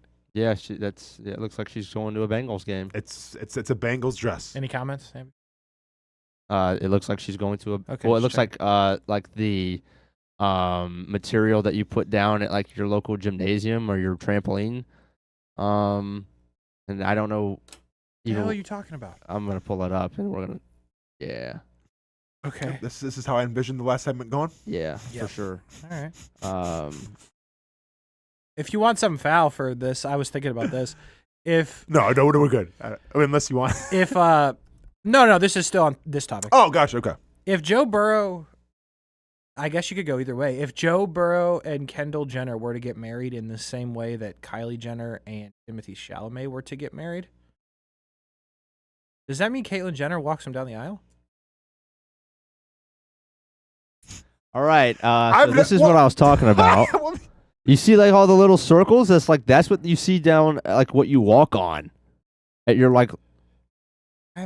This looks more like a backsplash to me that you'd put in your kitchen. Yeah. Or that. Backsplash, or like, I mean, I'm going to be honest. It looks like scales, kind of like a Scales fish. is- Yes, yeah. scales. Scales. She's bad though. Okay, and here's the thing. If this is true, and Joe Burrow is dating Kendall Jenner, because if you're an athlete, you do know that there's a Kardashian curse. Yeah. Shout out Chris Humphries. No athlete has ever made it out alive They've in never terms survived. of like playability after the Kardashian curse. It's true.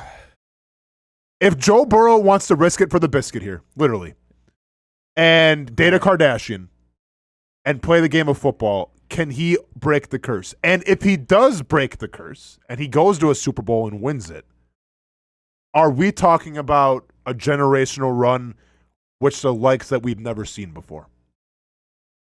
Yes. I will say this about Joe Burrow. Can it really get any worse? On the field? Like, he keeps getting hurt Yeah. and tearing something and breaking something. The offensive line doesn't block. Yeah, he's not having fun. He lives in Cincinnati. Like, it could be okay. So if he dates her and he tears another Achilles, then like he's, it's okay. I mean, if I was him, I'd be trying to kind of protect that more than the football because, like y'all saw it, right? Kendall Jenner, Yeah. super very not as Taylor Swift money, but like Joe would be all right. I'm sure she's doing pretty good for herself. And in terms of Travis Kelce or Joe Burrow money, I assume Joe Burrow's got the advantage there. Oh Or yeah, maybe not. Oh I mean, yeah, with the yeah. Ooh, right? Wouldn't you think so? In terms of like, Bro gets $55 million a year. yeah, but podcasting can pay some bills too. I mean, dude had Taylor Swift on his podcast and broke the internet. Like, he's probably doing pretty good for himself as well. How much does Travis Kelce make a year? Probably like 10, 12? Something like that. More, Yeah. I think he's 15. Okay, so he's comfortably $40 million off? He ain't making $40 million from the podcast. Probably not. Yeah, so it's advantage Joe Burrow. Advantage Joe Burrow. Uh-huh. Now, obviously, advantage Taylor Swift. Advantage Taylor Swift. But And I don't know. Like, I would be honest. 17 for Kelce. When it comes to like pop culture like this, is Kendall Jenner like? What's her thing? Like, I don't. modeling. Okay, modeling. But does she like own any companies? Does she have like her Oh own? yeah, there's Okay. Got to be you know, fashion fashion something. stuff. Fashion Yeah, stuff. yeah. Okay, got you. Okay. What's she doing? Okay. She's doing good. All right, man. All right. Well, that's all I wanted to say. That's all I want to talk about. Yeah. Is that me? Is that AI me? What? It ain't real you? I know it's not real me. Well, it looks like you're driving down the roads of central Wisconsin there, Kasey. Was it real me at a certain point? Yes. Because the jacket. I knew from the jacket. What's the hat that you're rocking? the hat's not real. The hat is, yeah. Okay. I told It it looks Florida like the Gators, UNF but- hat. I told it Florida Gators, but it didn't really work. Okay. Because the jacket is the dumb rain jacket that Brent bought that one year. Ah, gotcha. Okay. But then the face isn't me. But it's close. It's close, man. Yeah, that's as We- close as I can get it. We get the point. Nice. All right, man. That's Appreciate you it. riding off. Well, We still have an hour and a half to go. we gotta. Yeah, I know, but Yeah, I wanted let's- Austen to see Yeah, it. no, I appreciate I you. appreciate it. Yeah. All right. Well, I'm out of here. Kasey, bring us home, or you know what? Bring us to wherever you want to go, man. It's your last half hour. Hamby, best of luck to you. You can't stop We'll them. ride. Only hope to contain. Pause. You all have a great weekend. And I'll talk to you all boy. next week. You guys take it from here. Yeah, we got Kasey, it's been a time and a half. Yeah, man. Appreciate See you down the road, my brother. All right. All right, man. You really watch animal videos? Okay, cool. Nah, I'll goof. When we get back.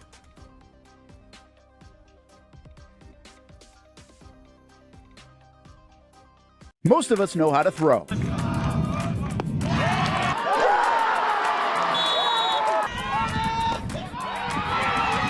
But you need to know what to throw. I'm not talking about footballs, baseballs, softballs. We're talking about those items you need to recycle. Republic Services explains it easy. Recycling simplified. 1. Know what to throw. When in doubt, throw it out. 2. Empty, clean, and dry those materials. It takes an extra minute, but it makes a big difference. And 3. Don't bag it. This makes the recycling process faster and more efficient. This is a look at the Republic Services North Florida Recycling Center. You can make this process even more efficient. By utilizing those 3 steps, Republic Services can help you become a better recycler in your home. Learn more at recyclingsimplified.com. In this video, I'm going to show you how to easily access Action News Jax Now using your Roku device. First, launch Roku. Next, use the menu list to scroll down to the search feature. Then, use the remote to enter Action News Jax into the search bar, and then click Action News Jax thumbnail. Once you see this screen, go ahead and select Add App. Wait a few seconds for it to install. Once it finishes installing, press the star button on your remote and click on Move App or Move App to the top. Finally, select the app back on your home screen to open it. Now you can watch all the great content on Action News Jax Now. Live daily breaking news. We have breaking news happening right now in Clay County. First alert weather and traffic. Looks like we have a tornado warning. Let's take a look at that. Action Sports Jax 24/7. We've got the Brent and Austen Show daily, live sporting events, and long-form interviews you can't see anywhere else. And shows like Law and Crime and much more. And that's how you access Action News Jax Now using your Roku device. If you don't see a pit, it ain't legit. When you hear that, you think Bono's Pit Barbecue, a staple in Northeast Florida now for 75 years. A place that feels like home with friendly service, a meeting place for friends, family, or business occasions. On the menu, the corn nuggets are a favorite in our house, but there's something for everyone. Sandwiches, platters, salads, sides, desserts, and family feasts. You see Bono's all over the place in Northeast Florida. You know, there are almost 20 locations in the Jacksonville area now, so stop on by, sit down, and dine in with Bono's. You can also take it to go. There are drive-thrus in many of the locations, and they have delivery options too. Just download the Bono's app to make things easy.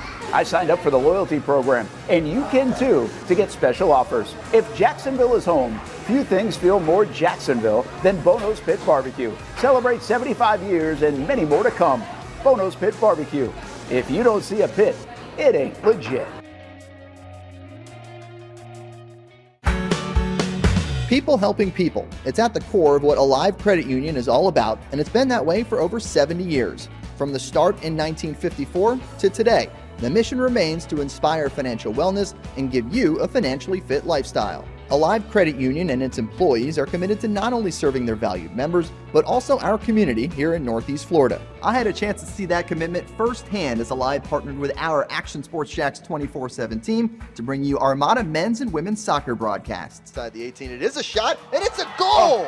Chloe Chivers! And that connection to the community continues with Alive Credit Union's support of the Police Athletic League of Jacksonville. Alive Credit Union's commitment to our community also involves serving the financial needs of all first responders through the recent merger partnership with City and Police Federal Credit Union. Join the community and become a member of Alive Credit Union today.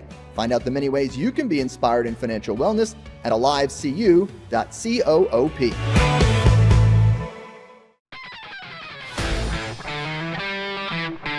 Hey guys, we got a new player today. I hear he's pretty good.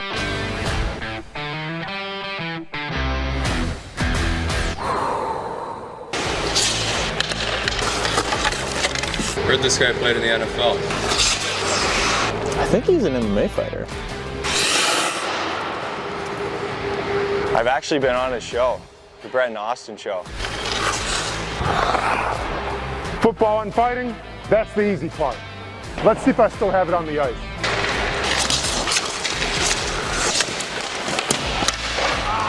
What the heck, man? Who is this guy? He's saving everything. Leave the hockey to the pros, man. It's hockey season. Come on out and see the Icemen play. Get your tickets at JacksonvilleIcemen.com. Welcome back to the Brent and Austen Show, streaming on the Action Sports Jax 24/7 network. Pulling this one back out from yesterday, Austin and I went back and forth on it, and I just wanted to show this to you, Kasey, because I felt like Joe Brady, after this picture, should be moving up your head coaching favorites. I always loved Joe Brady. You but did. This, I mean, man, there's a lot of things I could say about this, and if you would have flashed this up in the last break, I would have just started saying how I really felt, because this is some real man stuff. But I mean, I love this. Shorts in the snow. Shorts in the snow. He gonna be sick tomorrow. But listen, that doesn't matter. The point of the story is that's a grown man right there. I would murder people for that man. Really? Oh yeah, if you showed up in shorts in the snow and I was on the team, I'm not on the team. But like if I was on the team, yeah, I'd kill people if I had to. Anyway, yeah, listen, I've been a Joe Brady fan the whole time. I thought it was scummy he didn't get the job at LSU. And they went and hired old boy who had the fake accent. I don't know why I can't think of his name, but Brian Kelly. And then that didn't work. And then Carolina, right? Thought he should have been the head coach there. Didn't get the job there. And then as it fired. Yeah. And then as it turns out, he ended up actually getting the job that was because although fired coach in college is the overall best job, the actual best job to be the coach of is probably the Buffalo Bills. Yeah. As currently constructed. Then LSU was then, or obviously. Yeah. So, oh, my dog, man. I hope he does well. Good guy. Yeah, I like him. Like him a lot. I love it. Favorite head coach other than, was he your favorite head coach in the NFL? Not that we all have favorite head coaches. Yeah, I know. I hear you. Probably. I mean, I'm trying to think of. You're not an anti, but you're not a Dan Campbell guy. I'm not a Dan Campbell guy. I could see how you could be though. Yeah. Like if I cared even slightly about the Lions or any of that, I probably would be. But you know, he cried that one time. I can't really do that. Yeah. I like McVay, but for no reason other than he's a good coach. Like, I mean, there's a little swag for sure. But yeah, probably Brady. And he's letting F-bombs fly on McAfee show. When he was? I'm telling you, man, dude's a dude. Okay. You want to play for him. I promise you. My favorite head coach other than Liam Cohen got fired in this last cycle. Who was that? Fire in your gut. What? Fire in your gut. What the hell is that? Jonathan Gannon. He was your favorite? Yeah, I rock with that guy. Because he punched the player? No, well. Seems like something you'd get behind. No. Mostly just because of that one video. That's amazing. Yeah. There's Royal Rumble and UFC tomorrow. Yeah. Shout out Paramount. Well, I actually have no idea where the Royal Rumble. UFC's on Paramount. Rumble's on ESPN Plus. See, isn't this a problem for wrestling though? Because like it is. I watch wrestling every week. I have no idea where the Rumble is. Like I know that ESPN's probably the right answer, but whenever like other things are international, it's on Netflix for them.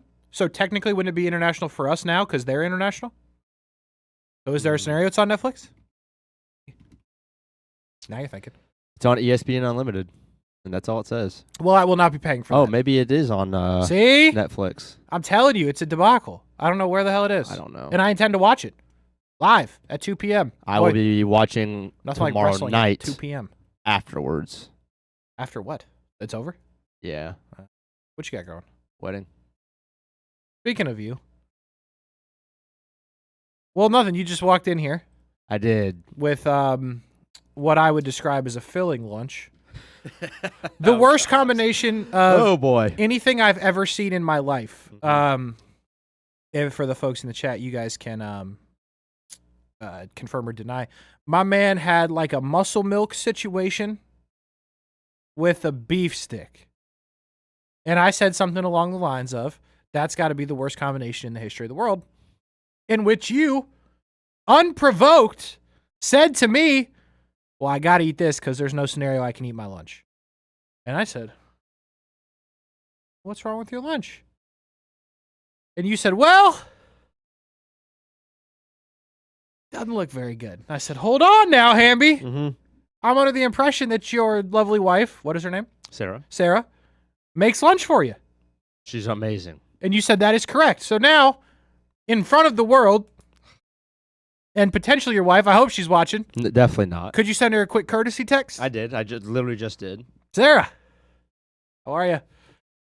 Apparently your lunch today was trash. And I listen, I hate to say it, but Hamby, what's the situation? So first and foremost, let me just play this one card. In, I guess 8 months, this is the first time, okay, legitimately, where we've had this situation. Okay. It's been amazing. It's been good so far. It's been amazing. She is very gracious and makes my lunch. Crazy. Amazing. Incredible. However, the other day, Tuesday night. Wednesday night. We made spaghetti. Which is like okay in my book. I'm not a fan. Yeah, I'm not the biggest fan, but I'll rock with it. You know, you don't really get a whole lot of a say when she's like 99% on all the meals that she's made. Sure. Yeah. So I'm cool. You do what you gotta do. Problem is, she put cinnamon sugar in it. Because apparently that's the thing. And that's like... That sounds foul. Thing people do. She grew up with it or whatever. She said, oh, I love it. And she put a little... Not cinnamon sugar. I'm sorry. Brown sugar. Brown sugar. Okay. Still weird, but less weird. So we ate it Wednesday night. She loved it. And you said, hold but on. she did admit that she went a little bit too much on the brown sugar. And I was like, yeah, sorry. How many bites you take before you knew it was trash? That's tough. That is tough. I finished my plate. Respect to you. Okay. I got respect for that. But that was supposed to be what I was supposed to bring for lunch yesterday and today. So yesterday, I made it through like 8 bites, and I was like, you know what? Why am I doing this? No one can see me.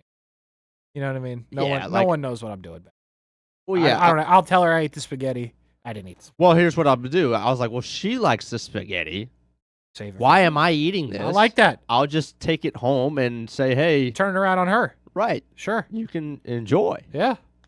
Okay.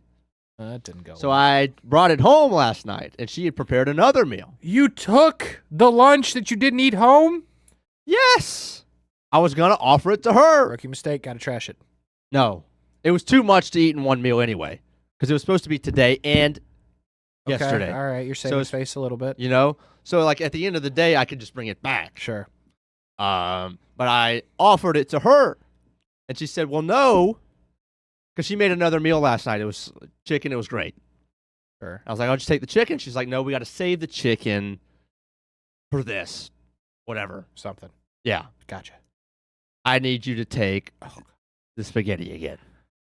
I said, okay. I would not be doing it. That's what you should. So I listened. Took the spaghetti. And I brought the spaghetti. And it's firmly sitting in the fridge. However,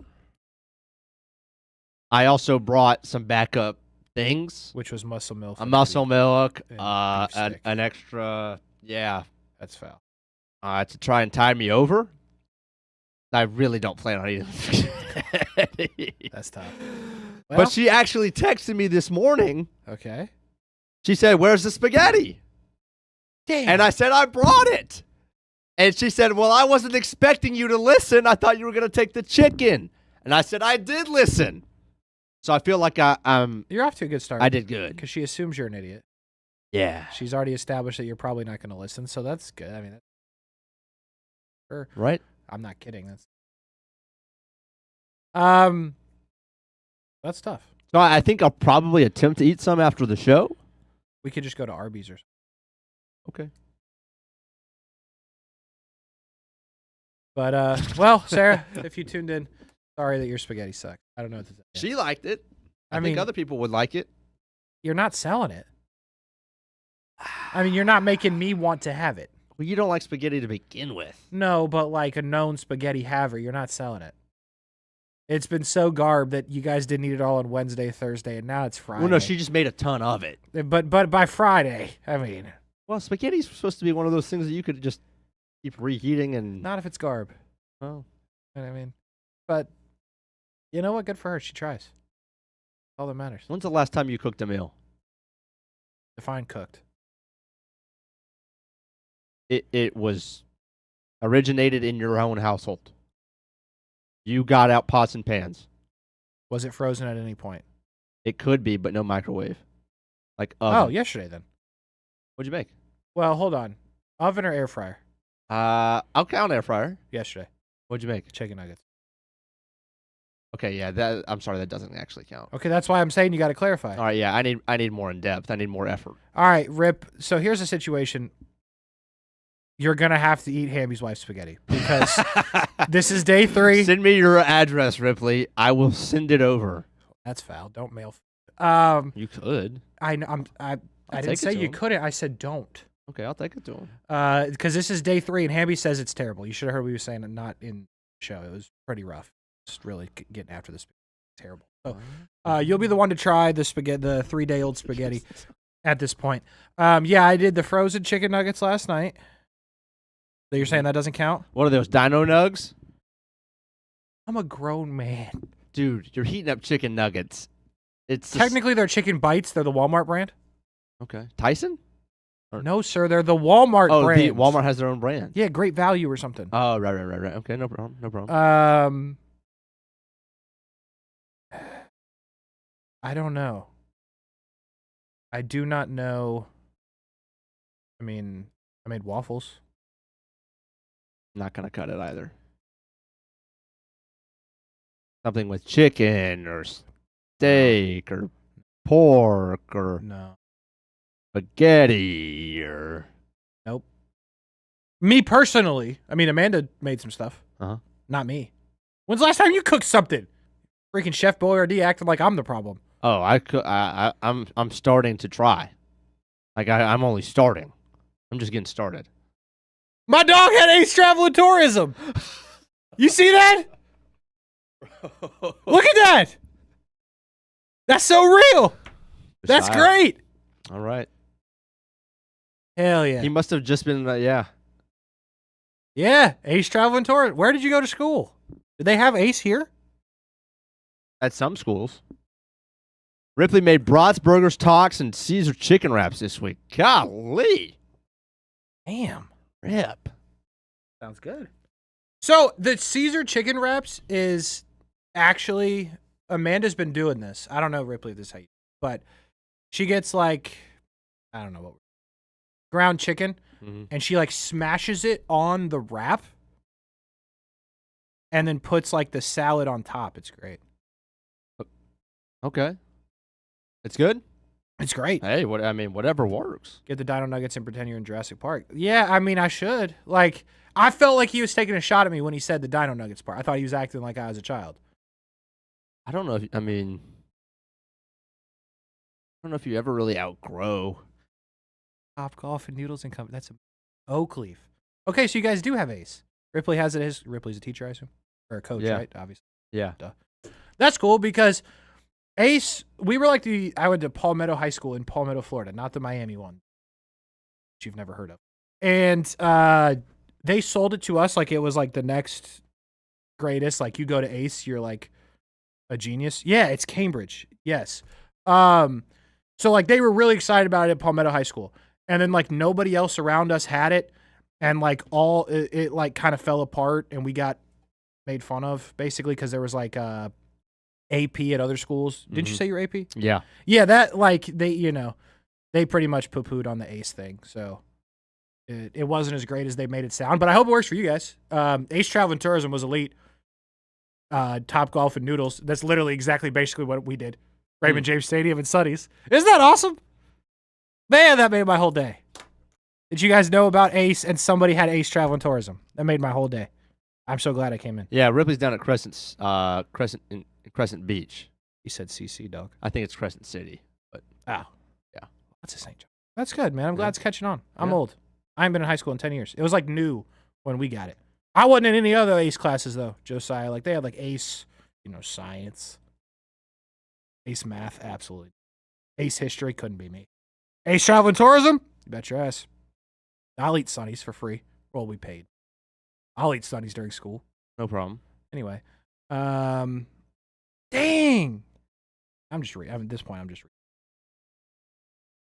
wild. I didn't have no bright futures. I was dumb.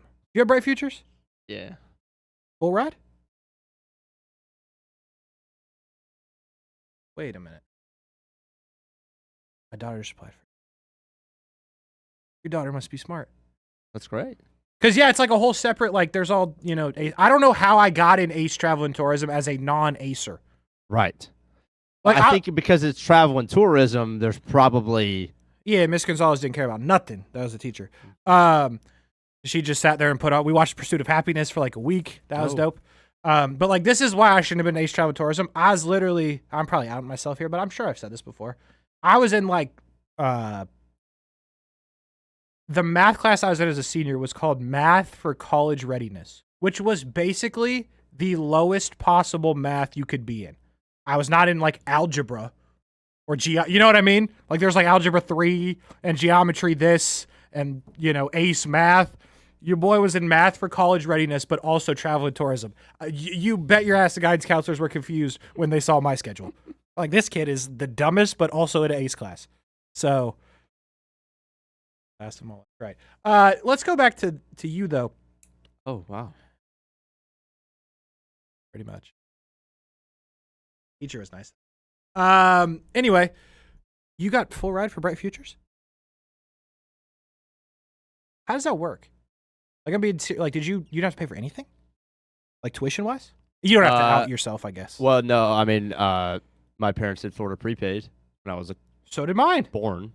Not like the whole thing, but yeah. Yeah, that took care of all the tuition, and then Bright Futures cover everything else.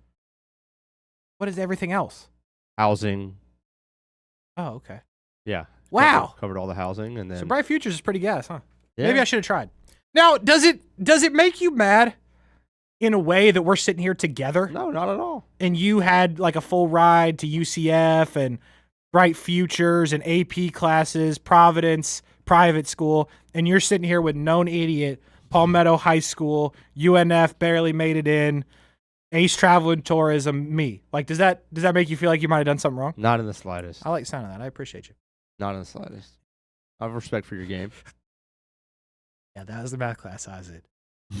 I'm not gonna lie to you a little bit. That was the math class that I was in. They gave out Dino Nuggets and M&Ms. It's tough. It's tough. But yeah, busy works, field trips, everything. Let's take a break. Okay. I'm gonna get some of your takes for the future. Takes that I wish I could get in the present, but there's not gonna be a present. They give you cash too at Bright Futures? Damn!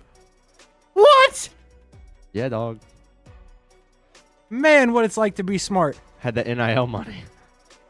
Couple $100. That's crazy work. That's crazy work. So anyway, takes for the future, huh? Takes for the future. Takes that I'm gonna need. Things we'll never get to talk about. Exactly. Yeah, we could do that. When do I get to talk smack about everybody? We will see. I've got like a 6-page thing on my notes. You don't.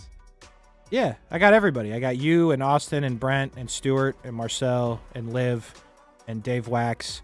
And then going over to the radio side, I've got Aaron and Brian and Justin and Jim and Jimmy and that one lady who was real nice to me. I forget her name, but she was the GM first. Shout out to her. So anyway, I got stuff on all of that that I'm thinking we're gonna get to here at some point. I'm hoping. But TBD. Stay around to be determined. Come get Hamby's wife's spaghetti. Apparently, it's not very good, but we'd like you to try it.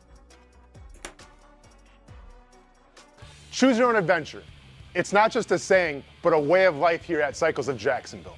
And whether it's 2 wheels or 4 wheels, at Cycles of Jacksonville, a great adventure awaits. With brands like Honda, Vespa, Segway, and Triumph, Cycles of Jacksonville has you covered with their inventory featuring a 60,000 square foot building.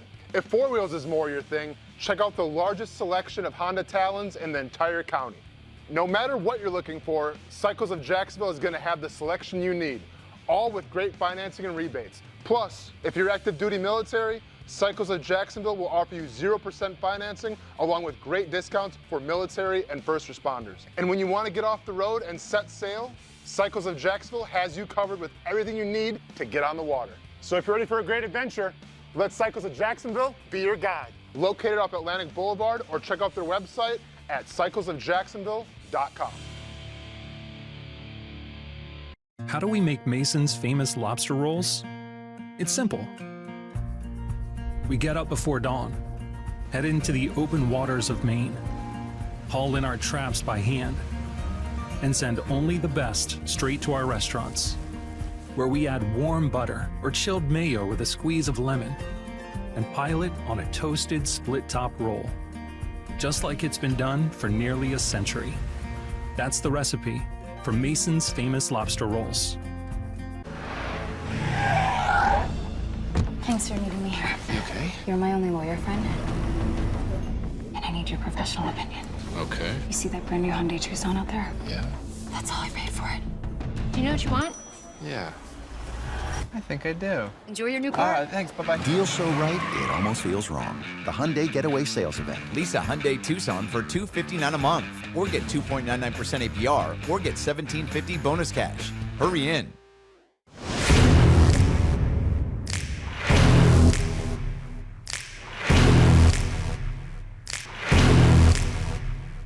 Grab some friends and go to a restaurant, or head out for a drink and some conversation. Watch your favorite team play on the big screen. Or how about play some games? You can do all of that in one night at Best Bet. Each location has a different vibe, its own personality, like here at the original Best Bet in Orange Park.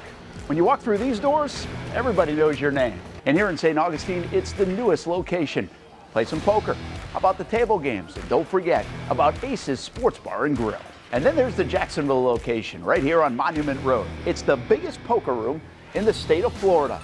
Maybe you'll find yourself a seat right here at the final table. Best Bet, where you can have the best of times. And that makes you always go home a winner. Try any of the 3 locations, and you can always visit bestbetjax.com. Year 2 is in the books for the Jacksonville Armada women's under-23 squad, taking another step forward in the Women's Premier Soccer League. Under the guidance of head coach David Goff, the girls in blue went undefeated at home for a second straight season, including a dramatic draw in the opener. And they've left it to the death. Unbelievable stuff. And a late winner to end the season at home. Headed on. Here's a chance. Gianna Ramirez brings it down, still alive, takes a shot, and into the back of the net. After fielding a younger roster in 2025 with talent from all across Northeast Florida, the future is bright for the Armada women's team. We highlight the ladies and all things Jacksonville Armada each week on Fleet and Footy on the Action Sports Jacks 24/7 network. I'll put one in the back of the net for you. Join us for player profiles, fun interviews, and the very latest on the Fleet and all things footy. That's every Thursday at 2 p.m. Baker's Sports. It's a hometown business filled with hometown people trying to make you feel right at home. Chris Conley, Jacksonville University. Walker Wright, class of 2018, West Nassau High School. Michael Young, Fletcher High School. Baker's Sports started in a grassroots way and now outfits much of the Southeast. Samuel Coffrin, Paxton School for Advanced Studies. High school sports, travel sports, youth sports of all kinds.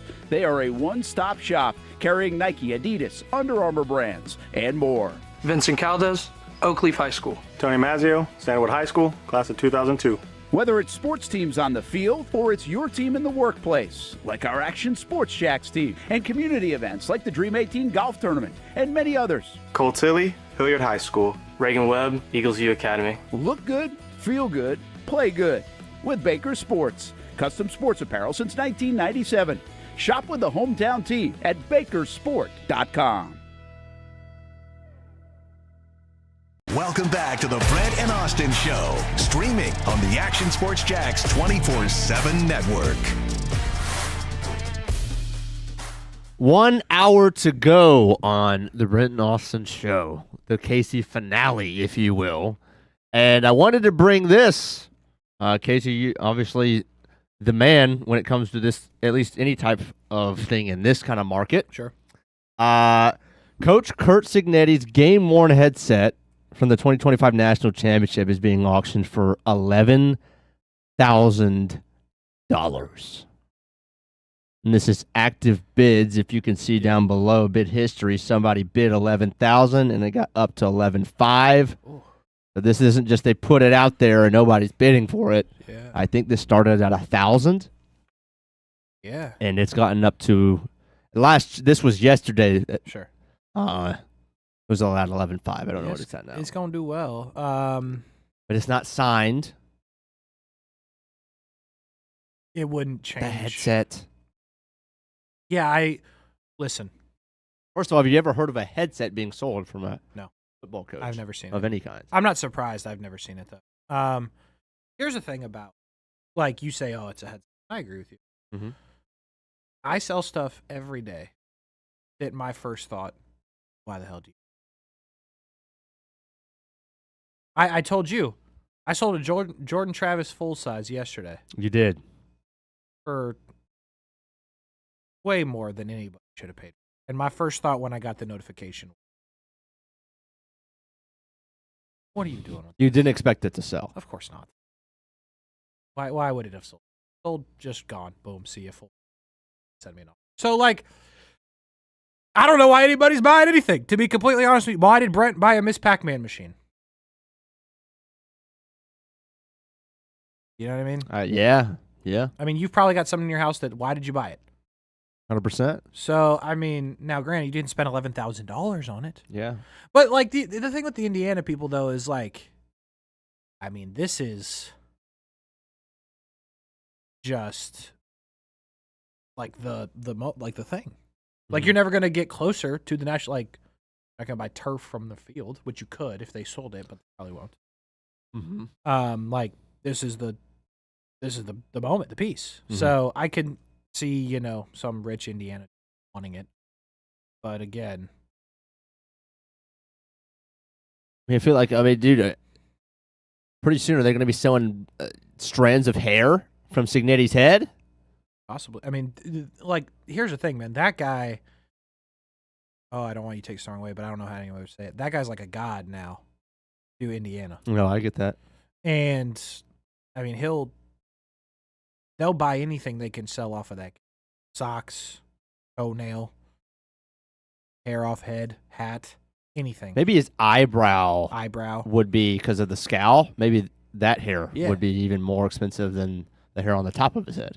Like, it's just, I guess it would somewhat be similar to if the Jags were to win. Because, like, Indiana's whole gimmick, well, I shouldn't say that because there's a lot of other teams in Pacers, but, like, to that group, obviously, that's the thing. Jacksonville's obviously different. We'll document it because, a lot of people move here. And UNFJU, although I went to UNF and I hate JU, if they won the national championship, there'd be a huge rally in the city. I get it, but obviously nothing would relate to the Jags. So, like, if the Jags won the Super Bowl this year. Yeah. Or no, say next year. Call it next year. Okay. Liam Cohen's second year, just like it's Cignetti's second year. Okay. Would you want the headset? If you had $50,000 to blow? You know what I mean? I mean, it's the You same gotta thing. have stupid money. There's a lot of people Sure. bidding on this, though. It's not just one person with $50,000. Sure. No, I mean, I bet in a similar situation like you would have. Yeah. Some of the, like, Baron Fair would probably want that helmet or that headset. John Phillips probably want that headset. You know what I mean? So, like, you're going to have people, not me and you. Me and you ain't never going to get that headset. No, I don't need it. I don't need it either. Someone going to get it, though. So, the part of the story that I don't know is, like, where's the money going? Cignetti pocket it? Is this a charity thing? Does this go to NIL? Like, that's the one part I'm confused on. The school owns the headset. Right. So they're just going to throw it in the NIL budget? Going to give it to charity? Because part of me thinks it turns into kind of a bad story if they're like, and we're just going to give it to Coach Cignetti as a bonus. Like, I don't know. I mean, I don't think any Indiana fan would mind that. Agreed, but I'd be like, what are we doing? Give it to charity. Yeah. Give it to whoever your next quarterback is. They got any quarterbacks, by the way? Anybody go there? You should know. Indiana? Yeah. Who's their quarterback now? They got Hoover. The hell's Hoover? Josh Hoover from TCU. Great player. You say it like I'm locked into what the hell's going on at TCU. I feel like you should know who he is. He was a top 10 quarterback in the sport. Bottom half, for sure. So 8, 9. Okay. But you know. I don't. I'm comfortably sitting here telling you I don't know. Do you know who Brendan Sorsby is? Of course. They're the same kind of player. One was at Cincinnati, one was at TCU. Same conference. One's One going to was Texas ranked Tech. number 2 in the transfer portal, and one was not. Hoover was 6. Scroll to 6. Scroll to 2. I saw Levitt. I saw Sorsby. I saw Lagway. And I said word. And that was it. Yeah, Hoover's better than Lagway. Way better. So are we. That's tough, ain't it? Yeah. No, I'm just kidding. But it's weird because he doesn't fit the Indiana type culture, I don't think. what is the Indiana? In your mind? Well, I mean, it would have to start with Fernando being like ultimate team, no flash. So a little goofy. Yeah, and I'm pretty sure Josh Hoover's like a little flashy. All right. Flash. I never heard nobody, though. He kind of does the Caleb Williams things with the nails, I think. Okay. Which, do your thing, but Flash. it's a little flashy. Mm-hmm. So we'll see. I'm interested to see if Signetti can really do it regardless of who his head coach is or who his starting quarterback is. Yep. Because, I mean, look, he got there to the playoff with Curtis Rourke last year. Yeah, They were never going to win it. From Ohio. And Curtis Rourke is Right? Curtis Rourke. He played for Ohio before. Yes. Yeah. Oh, I know that one, though. Had a baby. But so he could get there, it seems like, with anybody. But yeah, is it just going to be like this revolving door of transfer QBs, and he's going to be able to go Isn't every that how single everyone's year? going to do it? Outside of your Arch Mannings? I feel. I mean, look, like, you want to talk, I mean, I know, Florida thought Lagway was going to be their guy for the next 2 more. Yeah.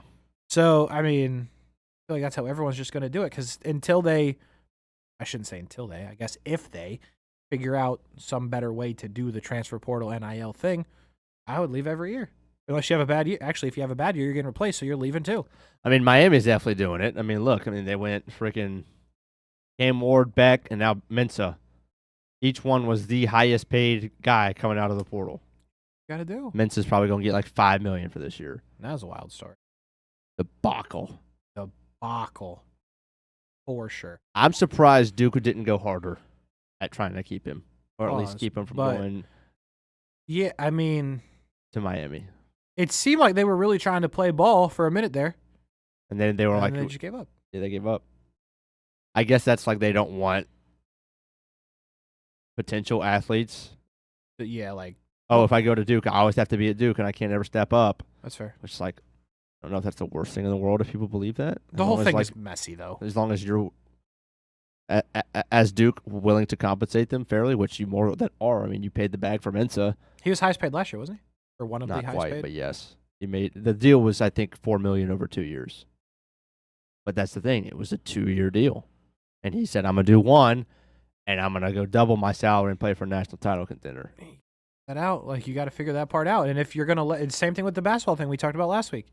If you're going to let him do it, then I'd do the same thing. If I was him, if I was any random quarterback and I was halfway decent, I'd be demanding all kinds of money. Who cares? Like, you got nothing to lose. How many of those guys are going to be starting at quarterbacks in the NFL? Maybe none. Like, look what happened this year. We talked about this last week too. Going at this time last year, you would say, oh, Nussmeier's definitely going to be an NFL quarterback. No doubt. It's like, not going to be. Yeah. Like, you don't know. So go get the bag when you can get the bag. And if you suck, unfortunately, you move down a rank. Right. It is what it is. What's my man's name that went to USF? USF Heartline, like the head coach. Nah, the quarterback. He took a step down. Forget who it is. He definitely is somebody that you've heard of, though, because I knew who it was. Oh, Van Buren. Oh, yeah, from LSU. Yeah. So you go Mississippi State, SEC, that was your first place. You go to LSU, step up. Didn't go well. Yeah. Down to USF. It is what it is. Still got paid money. Yeah. But that guy's not going to be an NFL quarterback. No. Go try to find money. Go play well at USF and go try to find Duke. Who cares? Yeah, on a slightly, okay, let me ask you this. Yep. We talk about this money that these guys are getting. And that's not new. But are you surprised now that we've had a couple of years of this that we haven't had more stories of guys getting in trouble? Like 19, 20, 21, like if you're making $3 million a year, you're getting paid $300,000 plus every month is hitting your account. 325, 325, 325. And we really haven't had an uptick.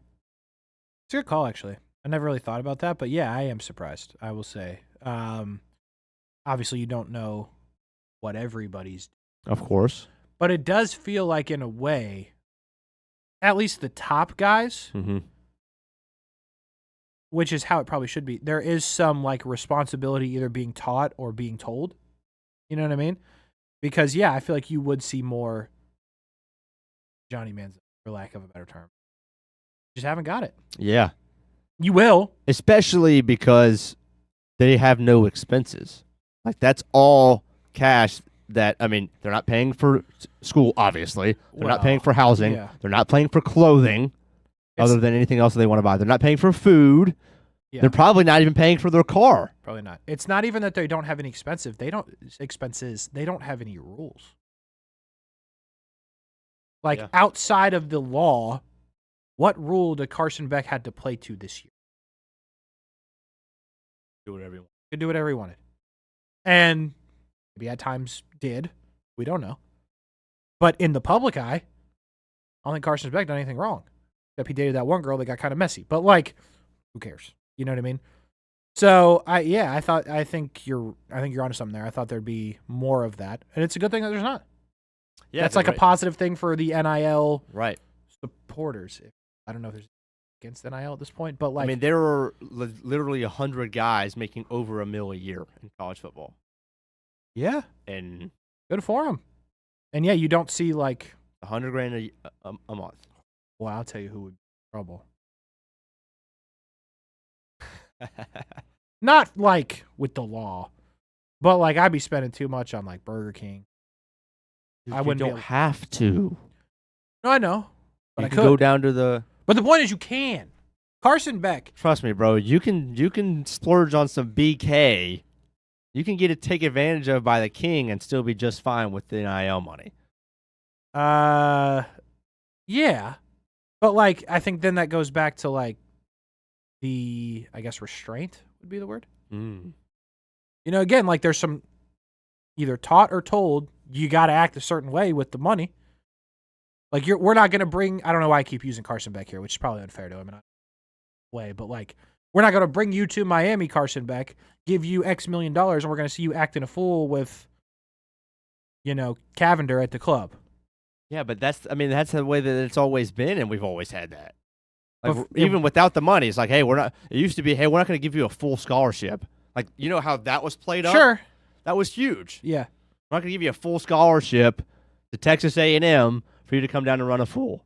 Did Manziel listen to that? No. Maybe kids are better now. Yeah, I don't know. Maybe it's a generational thing. I don't think I'm buying that. Yeah, I didn't think you would. But, just, see what I could. Anyway, to answer your overall question, I do think it is somewhat impressive that we haven't seen in mass. Because, again, like I'm telling you, I wouldn't be. The only thing we're seeing is guys just aren't living up to the money they're being paid. Yeah. More times than not. But, like, hey, welcome to free agency. Right. We talk about it constantly in baseball. Free agent bust. Constantly in football. Free agent bust. Basketball. The bench players are making $30 million. Like, that's insane. Guys don't live up to their contracts all the time. You can't blame the kids for that. What you could blame the kids for is going out, partying, doing things they shouldn't be doing, and then showing up and not being able to play because they're hungover. You're not seeing that in mass. I'm sure it has happened, whether we know about it or not. But, like, we're not seeing that with the Miamis, Anna's, Georgia. We're seeing other things.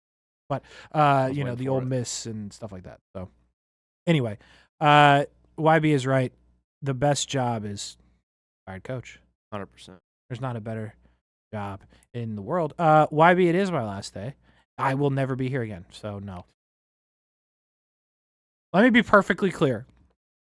If you ever see me again on this show, I have been vastly overpaid. That's the only way I'll be back here. I love you, YB. It has nothing to do with it. But I'm just saying. What's funny? That's fair. I mean, YB known supporter, by the way, way back. OG. Oh, yeah. OG. YB used to watch Overtime with Kuhrts and Middleton way back. So I appreciate him for that. That's real. That's real.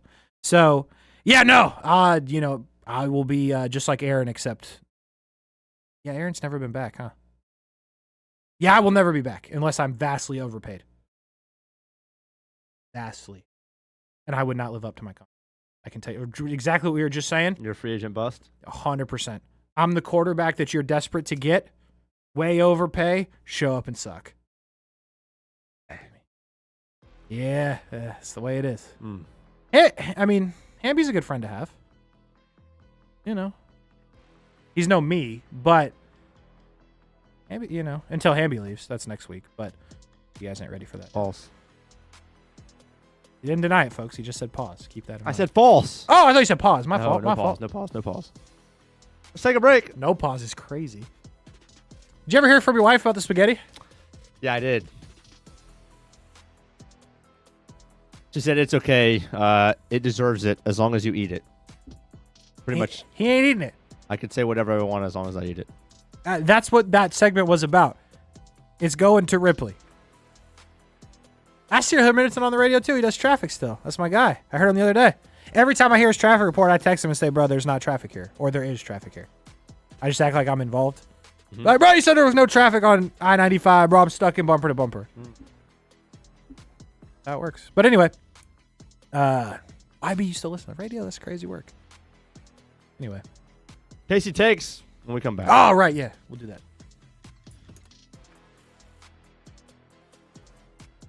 Choose your own adventure. It's not just a saying, but a way of life here at Cycles of Jacksonville. And whether it's 2 wheels or 4 wheels, at Cycles of Jacksonville, a great adventure awaits. With brands like Honda, Vespa, Segway, and Triumph, Cycles of Jacksonville has you covered with their inventory featuring a 60,000 square foot building. If 4 wheels is more your thing, check out the largest selection of Honda Talons in the entire county. No matter what you're looking for, Cycles of Jacksonville is going to have the selection you need, all with great financing and rebates. Plus, if you're active duty military, Cycles of Jacksonville will offer you 0% financing along with great discounts for military and first responders. And when you want to get off the road and set sail, Cycles of Jacksonville has you covered with everything you need to get on the water. So if you're ready for a great adventure, let Cycles of Jacksonville be your guide. Located off Atlantic Boulevard, or check out their website at cyclesofjacksonville.com. How do we make Mason's famous lobster rolls? It's simple. We get up before dawn, head into the open waters of Maine, haul in our traps by hand, and send only the best straight to our restaurants, where we add warm butter or chilled mayo with a squeeze of lemon and pile it on a toasted split-top roll, just like it's been done for nearly a century. That's the recipe for Mason's famous lobster rolls. Thanks for meeting me here. Okay. You're my only lawyer friend, and I need your professional opinion. Okay. You see that brand new Hyundai Tucson out there? Yeah. That's all I paid for it. Do you know what you want? Yeah. I think I do. Enjoy your new car. Thanks. Bye-bye. Deal so right, it almost feels wrong. The Hyundai Getaway Sales Event. Lease a Hyundai Tucson for $259 a month, or get 2.99% APR, or get $1,750 bonus cash. Hurry in.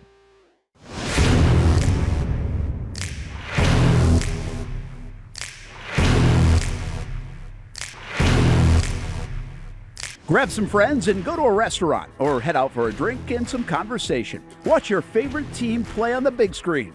Or how about play some games? You can do all of that in one night at Best Bet. Each location has a different vibe, its own personality, like here at the original Best Bet in Orange Park. When you walk through these doors, everybody knows your name. And here in St. Augustine, it's the newest location. Play some poker. How about the table games? And don't forget about Ace's Sports Bar and Grill. And then there's the Jacksonville location right here on Monument Road. It's the biggest poker room in the state of Florida. Maybe you'll find yourself a seat right here at the final table. Best Bet, where you can have the best of times. And that makes you always go home a winner. Try any of the 3 locations, and you can always visit bestbetjax.com. Year 2 is in the books for the Jacksonville Armada women's under-23 squad, taking another step forward in the Women's Premier Soccer League. Under the guidance of head coach David Goff, the girls in blue went undefeated at home for a second straight season, including a dramatic draw in the opener. And they've left it to the death. Unbelievable stuff. And a late winner to end the season at home. Headed on. Here's a chance. Gianna Ramirez brings it down, still alive, takes a shot, and into the back of the net. After fielding a younger roster in 2025 with talent from all across Northeast Florida, the future is bright for the Armada women's team. We highlight the ladies and all things Jacksonville Armada each week on Fleet and Footy on the Action Sports Jax 24/7 network. I'll put one in the back of the net for you. Join us for player profiles, fun interviews, and the very latest on the Fleet and all things footy. That's every Thursday at 2 p.m. Baker's Sports. It's a hometown business filled with hometown people trying to make you feel right at home. Chris Conley, Jacksonville University. Walker Wright, class of 2018, West Nassau High School. Michael Young, Fletcher High School. Baker's Sports started in a grassroots way and now outfits much of the Southeast. Samuel Coffrin, Paxton School for Advanced Studies. High school sports, travel sports, youth sports of all kinds. They are a one-stop shop carrying Nike, Adidas, Under Armour brands, and more. Vincent Caldes, Oakleaf High School. Tony Mazzio, Stanwood High School, class of 2002. Whether it's sports teams on the field or it's your team in the workplace, like our Action Sports Jax team, and community events like the Dream 18 Golf Tournament, and many others. Cole Tilley, Hilliard High School. Reagan Webb, Eagles View Academy. Look good, feel good, play good with Baker Sports. Custom sports apparel since 1997. Shop with the hometown team at bakersport.com. Welcome back to the Brent and Austen Show, streaming on the Action Sports Jax 24/7 network. Huge news in the NFL. Officially appointed influential storyteller Dar Mann as its first ever Chief Kindness Officer and Creator of the Week for Super Bowl LX. And I say LX because I don't know which one it is, and I don't know my Roman numerals. Chief Kindness Officer, Kasey. It's the dude. It's the dude that doesn't talk, right? Who? I have no idea who this is. Oh, look him up. Well, I would assume that maybe you do. I'm under the impression that I do. It's the black dude that doesn't talk, right? No, he's not. No. Well, I just saw that guy was in the news, but I thought that was his name. Who is this guy? Dar Mann is an American entrepreneur and film producer. He's Middle Eastern. He's Indian. And I don't know what he does. Put up a picture of him. Okay. We'll wait. But you don't know who he is. I thought I did. But you don't. I'm guessing I do not. Maybe I'll recognize him. A couple things here. Yep. People are like way too mean right now. Wow. You know what I'm saying? Okay. So like here's an example of people being too mean. I hesitated. Oh, what happened? I'll come back around to it. I heard Brent in my head saying I will come back around to that point though. You can't walk up to people on the street. People are just in a bad mood all the time. Don't know this, bro. Okay, you don't know, bro? Do not know, bro. Okay. Thought it was a different bro. You know who I'm talking about? Nah. The guy that makes the videos where he doesn't even say anything. It's just like him looking. It's basically like an episode of The Office. The Office. Influencer? Yeah. Gym guy? Oh. No. He's in the news right now because he just sold his company for like $1 billion. Type in TikTok reaction guy that doesn't talk. He's a black dude. I've been black dude. On company Wi-Fi. You see the dude? Okay. I'm seeing this guy. Kabi Lame or Lame? That sounds right. Okay. Did he just sell his company for a bill? Guess so. Yeah, that guy. That's who I thought it was. He makes me happy. But anyway, pause probably. Yeah, bro, I'm just like, so on one hand, people are just angry right now. It's an angry time. On the flip side, does the Super Bowl need a chief kindness officer? Or whatever you said? Chief happiness, whatever? Chief kindness officer. I get people are mad and, it's tough times, but I don't need one dude to tell me chin up. Ass. Okay. Are you into it? No. I knew you weren't into it. Of course not. Of course not. Kind of weird, huh? Yeah. What's he going to do? He's going to walk around Radio Row and be like... Probably make videos, yeah. Be nice. Yeah. Speaking of the Super Bowl, who's going to win it? Seattle. So you're going to put in next week for the pick of all picks. I do not work here after. Well. So I'm hoping Austin... Well, here's the thing. In the nicest way. It doesn't matter anymore. You know what I mean? It's like the guy... who was the guy they asked Vrabel about in the press conference? And they were like, "What? You signed this guy off practice squad or something? What'd you see?" And he said, "Oh, well, we waived him today, 5 minutes ago." Oh, I didn't know that. Yeah, they waived some dude that they had signed right before they got on the plane and flew to play Denver. That's me, right? I've contributed all year. Yeah. I'm not going to say I'm the reason we're in the position we are because, to be honest, Austin's usually right more than I am. My own team didn't cut me technically because Austin didn't tell me to go. Right. So, I got nothing to do with it. Okay, so you got the Seahawks. I would pick the Seahawks. If there's a scenario that he's asking around, what do you think Kasey would do? Kasey would pick the Seahawks. Mm-hmm. Just because I think I know it didn't look great on defense last week against the Rams because the Rams put up some points. But, there's times where it's just tough to get a yard in Seattle. Yeah. They're going to run the ball. I like Drake May. I like to argue against Brent on Drake May. I don't really know if Drake May is ready for the moment. Seattle's defense is. ASN. I think Seattle. Okay. Let's go further in the future. Okay. Stay on the Super Bowl for a minute. Sure. Will Liam Cohen ever win a Super Bowl with the Jacksonville Jaguars?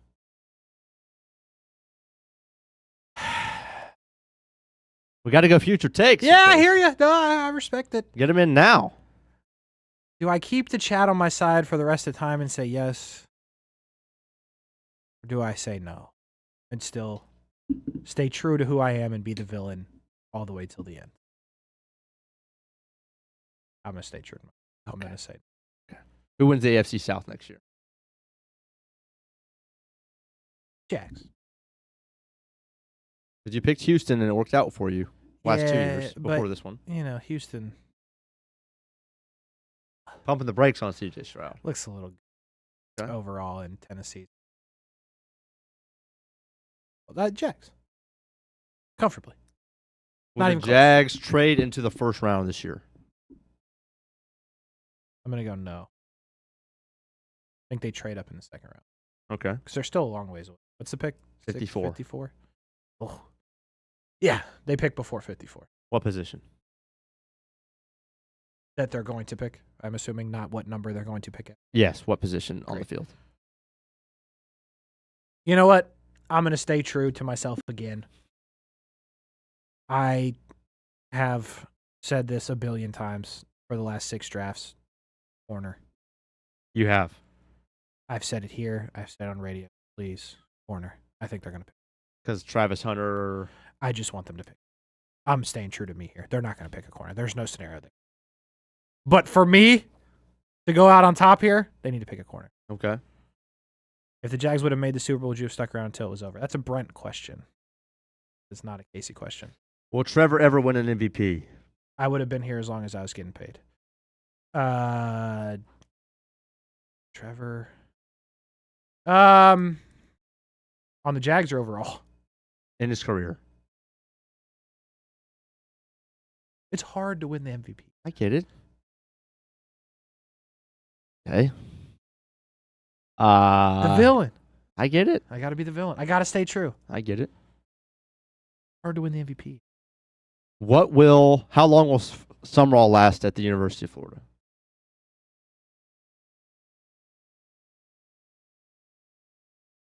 Is not long an answer?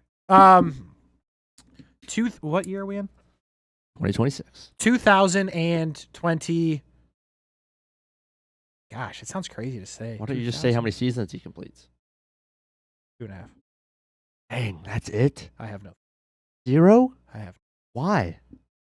Because I've seen this movie before. You've seen this movie before.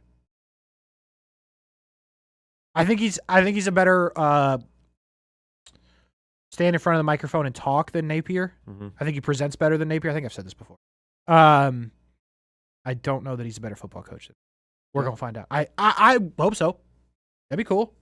I have no faith. I'm not giving them any benefit of the doubt. They have not earned that. And they let, again, Lagway's Lagway, but they let him walk away. I don't think they wanted him. I know. But I'm not going to sit here and tell you that was the right decision. Like, they could be wrong on that. Well, of course they could be wrong. Right. So that's not a great way to start your tenure as the head coach of the Florida Gators if you bring in Philo, who never played. Or, one or two times, right? Wasn't a starter for Georgia Tech, obviously, Haynes King. Yep. Bro might suck. We don't know. It's the SEC. Right? Yeah. Come on, SEC guy, back me up. Yeah, 100%. ACC guy shouldn't be able to just come over and compete, right? Well, we'll see. 2029. Stuff. Bad. No. You have no equity built. What else you got? Anything? Who wins March Madness this year? Ooh, I like that. It's probably not fair to say Arizona, right? Arizona's got to lose at some point. If Arizona goes into the tournament undefeated, they're in trouble. Which I don't think they will. What is not chalk? That would be a nice. You know what? I'll goof around. Give me Texas Tech. I didn't know they were good at college basketball. They're good. They're like 13 last week, and they beat Houston, so like 8. Nebraska's still number 5. Nebraska ain't win. You believe in them? I do not. No. I believe in Michigan more than them. Michigan's who beat. I like Texas. I'll go Texas Tech just to be a little different. Florida ain't winning it again. Do they go on a run? Florida or Texas Tech? Florida. Elite 8 or bust. I do not think they go to the. I think they are too streaky. I think they could win their first round game by 104 and then lose by 16. So, no, I do not think. But I still think Todd Golden is their coach. He doesn't go the end. Okay.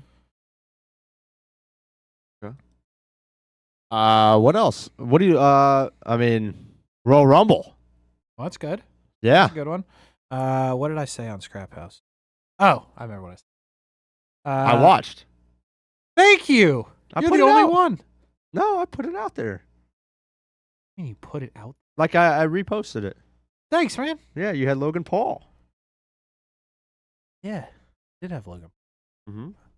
So I still have Logan Paul. I think your last couple are Braun Breaker, Logan Paul, and some bum. And Lesnar? Yeah, I think that is what I said. But anyway, I think Logan Paul turns on Breaker.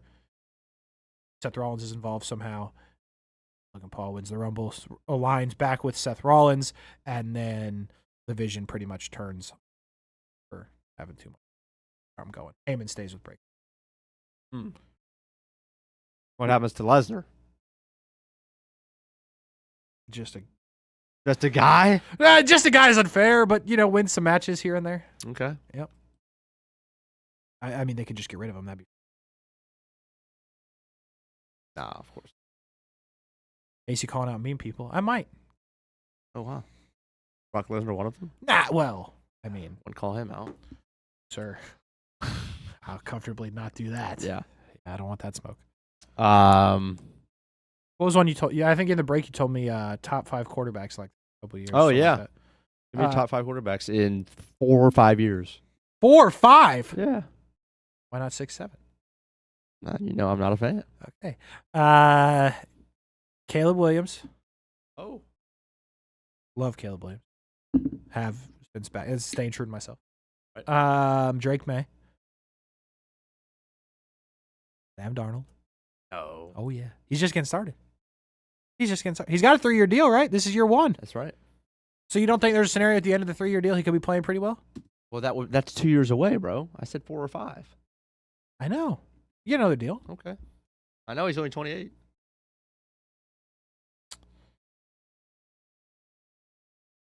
Trevor Lawrence. Wow. That's for you, buddy. Thanks, bud. And give me a random. Who would no one see coming? Who's the next Sam Darnold? Wow, that was actually in the show notes. You didn't send me the show. But yeah, I know. Because I know you weren't going to look at them. But that was a question that we actually didn't get to. Who is going to be the next Sam Darnold / Drake May or Baker Mayfield? Excuse me. Don't have a lot of good. I'll tell you who it's not going to be. J.J. McCarthy. No. Screw that guy. Ruined my whole year. 9. May I present to Malik Willis? You may present Malik Willis. The answer is no. My last option that I'm going with is Jordan Love for my top 5. Okay. I leave Burrow out only because he's just going to keep getting hurt. Yeah.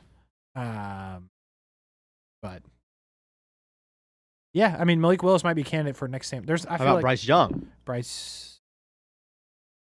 Yeah, but is Carolina going to give up on him? No, I meant for the top 5. No. Next Sam Darnold could be Kyler Murray, though. Could it be K1? I mean, in theory, he fits the category because Arizona's going to give up on him. Right. I have no faith. Ask Austen, though. He'll be all over it. Actually, he'll probably tell you that Kyler Murray never went anywhere. So I'll go with those for my top 5. No Arch Manning. Okay. So is the scrap house scrapped now that Kasey's leaving? I'm pretty sure. I can't necessarily speak on it fully because I don't really know what goes on here. But probably, at least the Kasey version. If Hamby wants to, to goof, I'm not going to stop him. Levis. Bro, I did like. You did. Damn. I got no faith. Maybe. I just don't know who's going to. Like, the one thing about Baker was, like, he was at least good in Cleveland for a time. Yeah. I guess Sam Darnold was never. Never. Maybe Will Levis gets a shot. Who's giving Will Levis a shot, though? Why don't the Raiders give him a shot? Mendoza. Yeah. I mean, it would have to be like a. Mendoza gets hurt, and then it's Levis, which I'm just making stuff up, obviously. Or it would have to be like Arizona gives up on Kyler Murray, but they don't really get the quarterback back, so you need someone to play for you, and they end up being good. Yeah.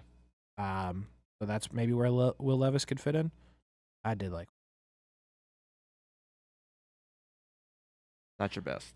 Here's the thing: everyone wants to bring back my failures. I've had some great successes. Let's talk about those. I don't remember what.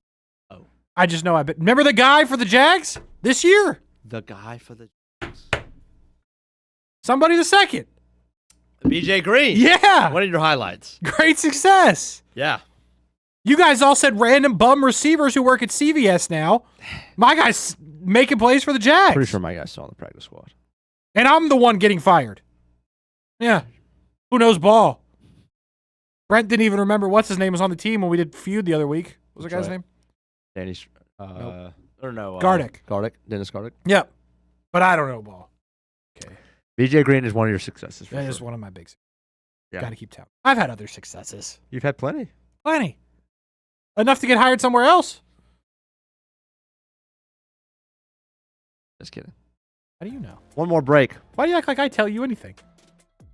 Hey, nobody knows anything about my situation. Okay, buddy. All right. I'm not even going to argue with you. One more break, and we wrap this up. The Kasey finale on the Brent and Austen Show. Whew! Get it moving. Speed up time. Got somewhere to be. Choose your own adventure. It's not just a saying, but a way of life here at Cycles of Jacksonville. And whether it's 2 wheels or 4 wheels, at Cycles of Jacksonville, a great adventure awaits. With brands like Honda, Vespa, Segway, and Triumph, Cycles of Jacksonville has you covered with the inventory featuring a 60,000 square foot building. If 4 wheels is more your thing, check out the largest selection of Honda Talons in the entire county.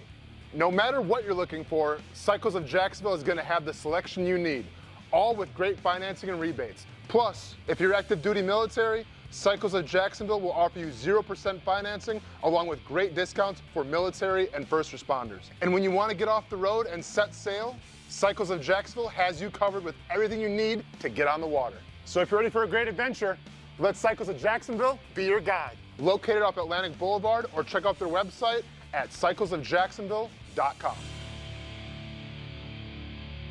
How do we make Mason's famous lobster rolls? It's simple. We get up before dawn, head into the open waters of Maine, haul in our traps by hand, and send only the best straight to our restaurants, where we add warm butter or chilled mayo with a squeeze of lemon and pile it on a toasted split-top roll, just like it's been done for nearly a century. That's the recipe for Mason's famous lobster rolls. Thanks for meeting me here. You okay? You're my only lawyer friend, and I need your professional opinion. Okay. You see that brand new Hyundai Tucson out there? Yeah. That's all I paid for it. Do you know what you want? Yeah. I think I do. Enjoy your new car. Thanks. Bye-bye. Deal so right, it almost feels wrong. The Hyundai Getaway Sales Event. Lease a Hyundai Tucson for $259 a month, or get 2.99% APR, or get $1,750 bonus cash. Hurry in.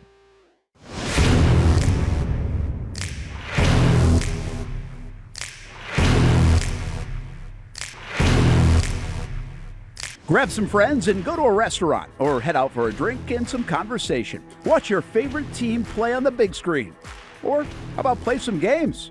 You can do all of that in one night at Best Bet. Each location has a different vibe, its own personality, like here at the original Best Bet in Orange Park. When you walk through these doors, everybody knows your name. And here in St. Augustine, it's the newest location. Play some poker. How about the table games? And don't forget about Ace's Sports Bar and Grill. And then there's the Jacksonville location right here on Monument Road. It's the biggest poker room in the state of Florida. Maybe you'll find yourself a seat right here at the final table. Best Bet, where you can have the best of times. And that makes you always go home a winner. Try any of the 3 locations, and you can always visit bestbetjax.com.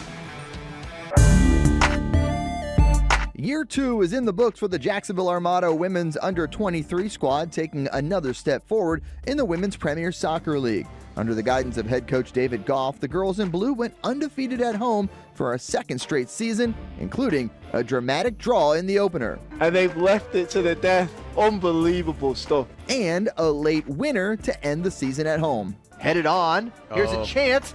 Gianna Ramirez brings it down, still alive, takes a shot, and into the back of the net.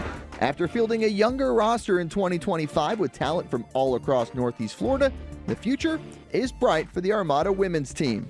We highlight the ladies and all things Jacksonville Armada each week on Fleet and Footy on the Action Sports Jacks 24/7 network. I'll put one in the back of the net for you. Join us for player profiles, fun interviews, and the very latest on the Fleet and all things footy. That's every Thursday at 2 p.m.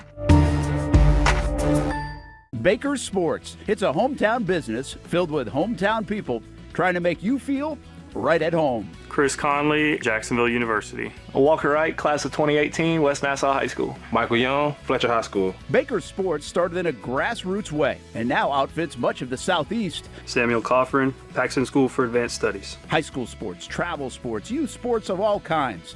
They are a one-stop shop carrying Nike, Adidas, Under Armour brands, and more. Vincent Caldes, Oakleaf High School. Tony Mazzio, Stanwood High School, class of 2002. Whether it's sports teams on the field or it's your team in the workplace, like our Action Sports Jacks team, and community events like the Dream 18 Golf Tournament, and many others. Cole Tilley, Hilliard High School. Reagan Webb, Eagles View Academy. Look good, feel good, play good with Baker Sports. Custom sports apparel since 1997. Shop with the hometown team at bakersport.com.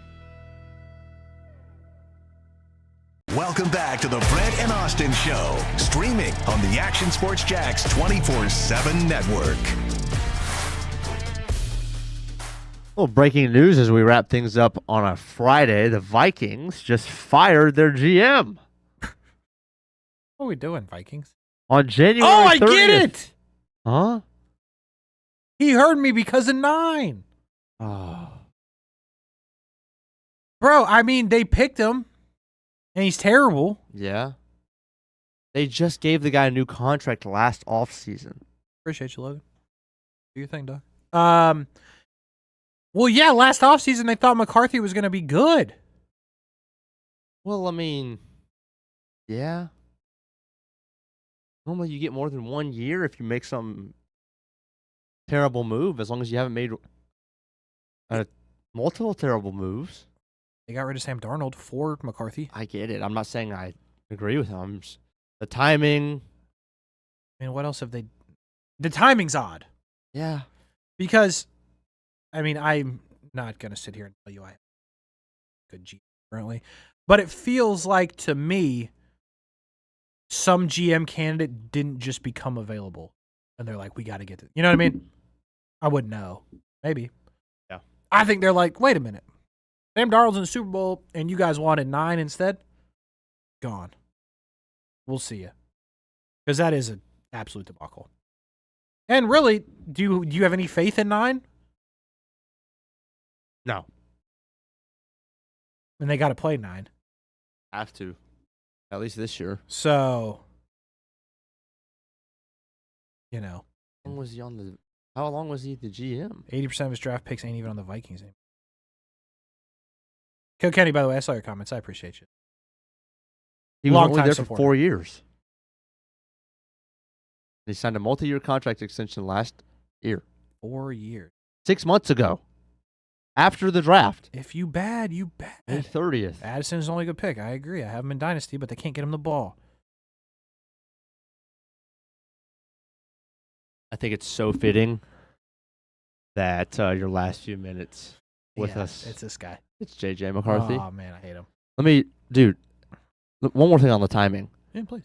Bro just spent the last 4 days in Mobile, Alabama. Yeah, the timing is He was at the Senior Bowl. I'm with you there. The timing makes no sense. Like this makes it seem like as soon as he got back from Mobile, after a grand 4 days in Mobile, yeah, he got back to Minneapolis and they said, "Thank you for your service." I mean, maybe they were like, "What'd you see?" And he was like, "Nothing better than 9." And they were like, "Get out." They weren't happy with GTFO, like you got to get out now. They weren't happy with his Senior Bowl takes. Maybe. I mean, it is odd. I'll give you that. I'm not necessarily saying this guy should be still keeping his job, but it is a weird time to say, all right, well, we'll see. But that's what you get for drafting 9. Terrible.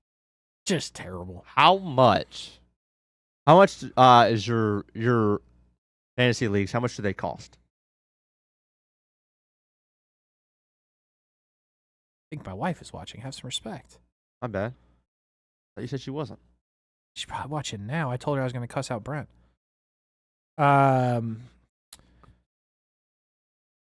They cost money. Okay. However much that was. Yep. If somebody offered you half of that to draft J.J. McCarthy in the 13th round. Of course. You would? Yeah, of course. Why? Why? Mhm. 'Cause money. This whole thing's about money. Right.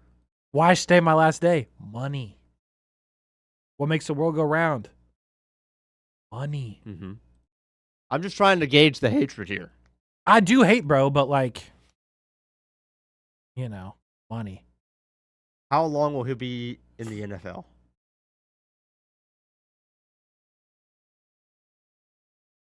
Oh, what year is it? 2026? Just ask. I mean, hopefully 2027 gone. Really? At least from things that matter to me. Yes, it sucks to watch Jefferson be wasted. He's on my fantasy team. Is Jefferson a top 4 receiver right now? Yes. Talent-wise. Fantasy? Fantasy, no. Next year, where would you be drafting JJ? Not in the first round. Got me with that one. As long as 9's the quarterback, no. I mean, you draft Chase before him. All right. Let's finish our time together with this. All right. There's rumors that the Falcons could release We're going to finish our time together with the Falcons? Kirk Cousins. Who gives a shit? What if the Vikings re-signed Kirk?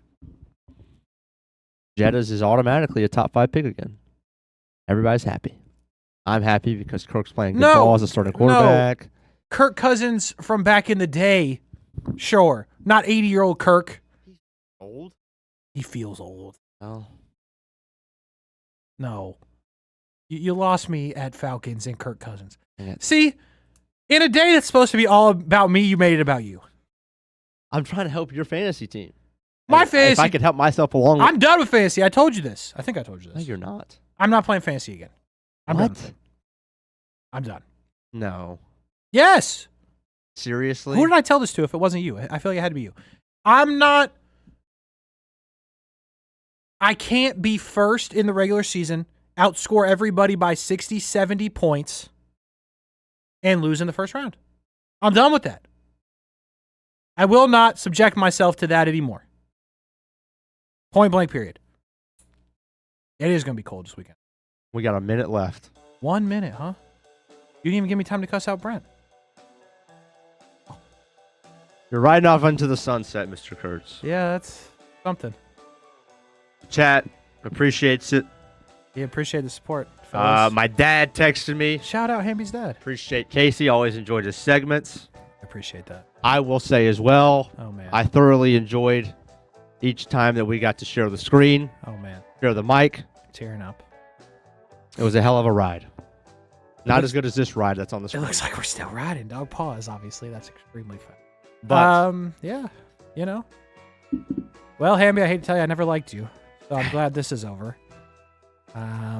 Don't really care for Brent. Worked together for 6 years. Last 2 days, couldn't be bothered to show up.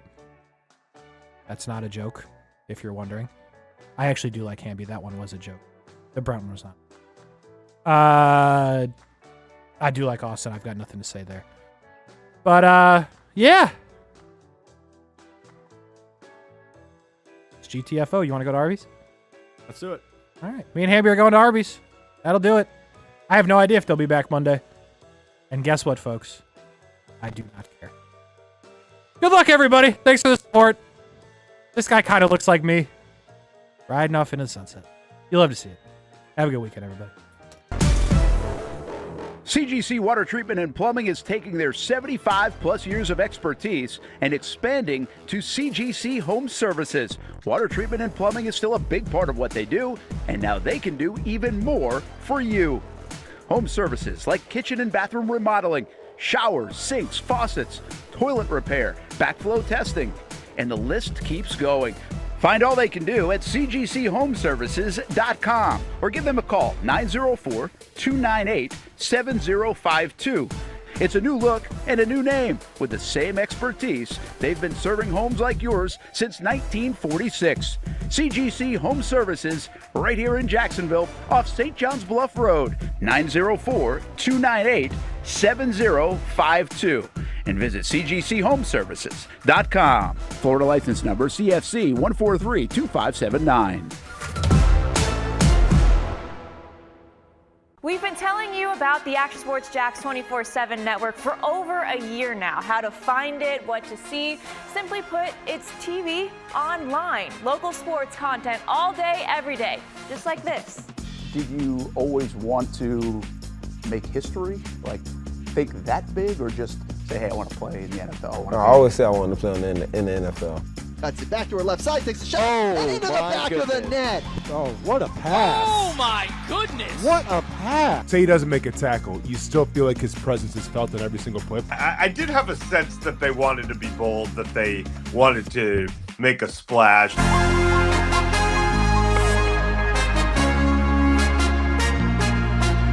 It's content you won't find on TV. Find it on actionsportsjax.com and just sit back and watch local sports all day on the Action Sports Jax 24/7 network.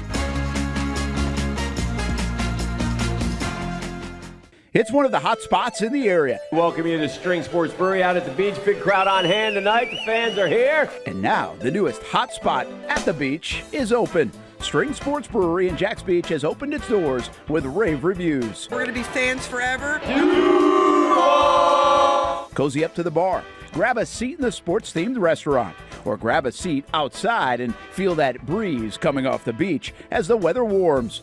Just like the original location in Springfield, try the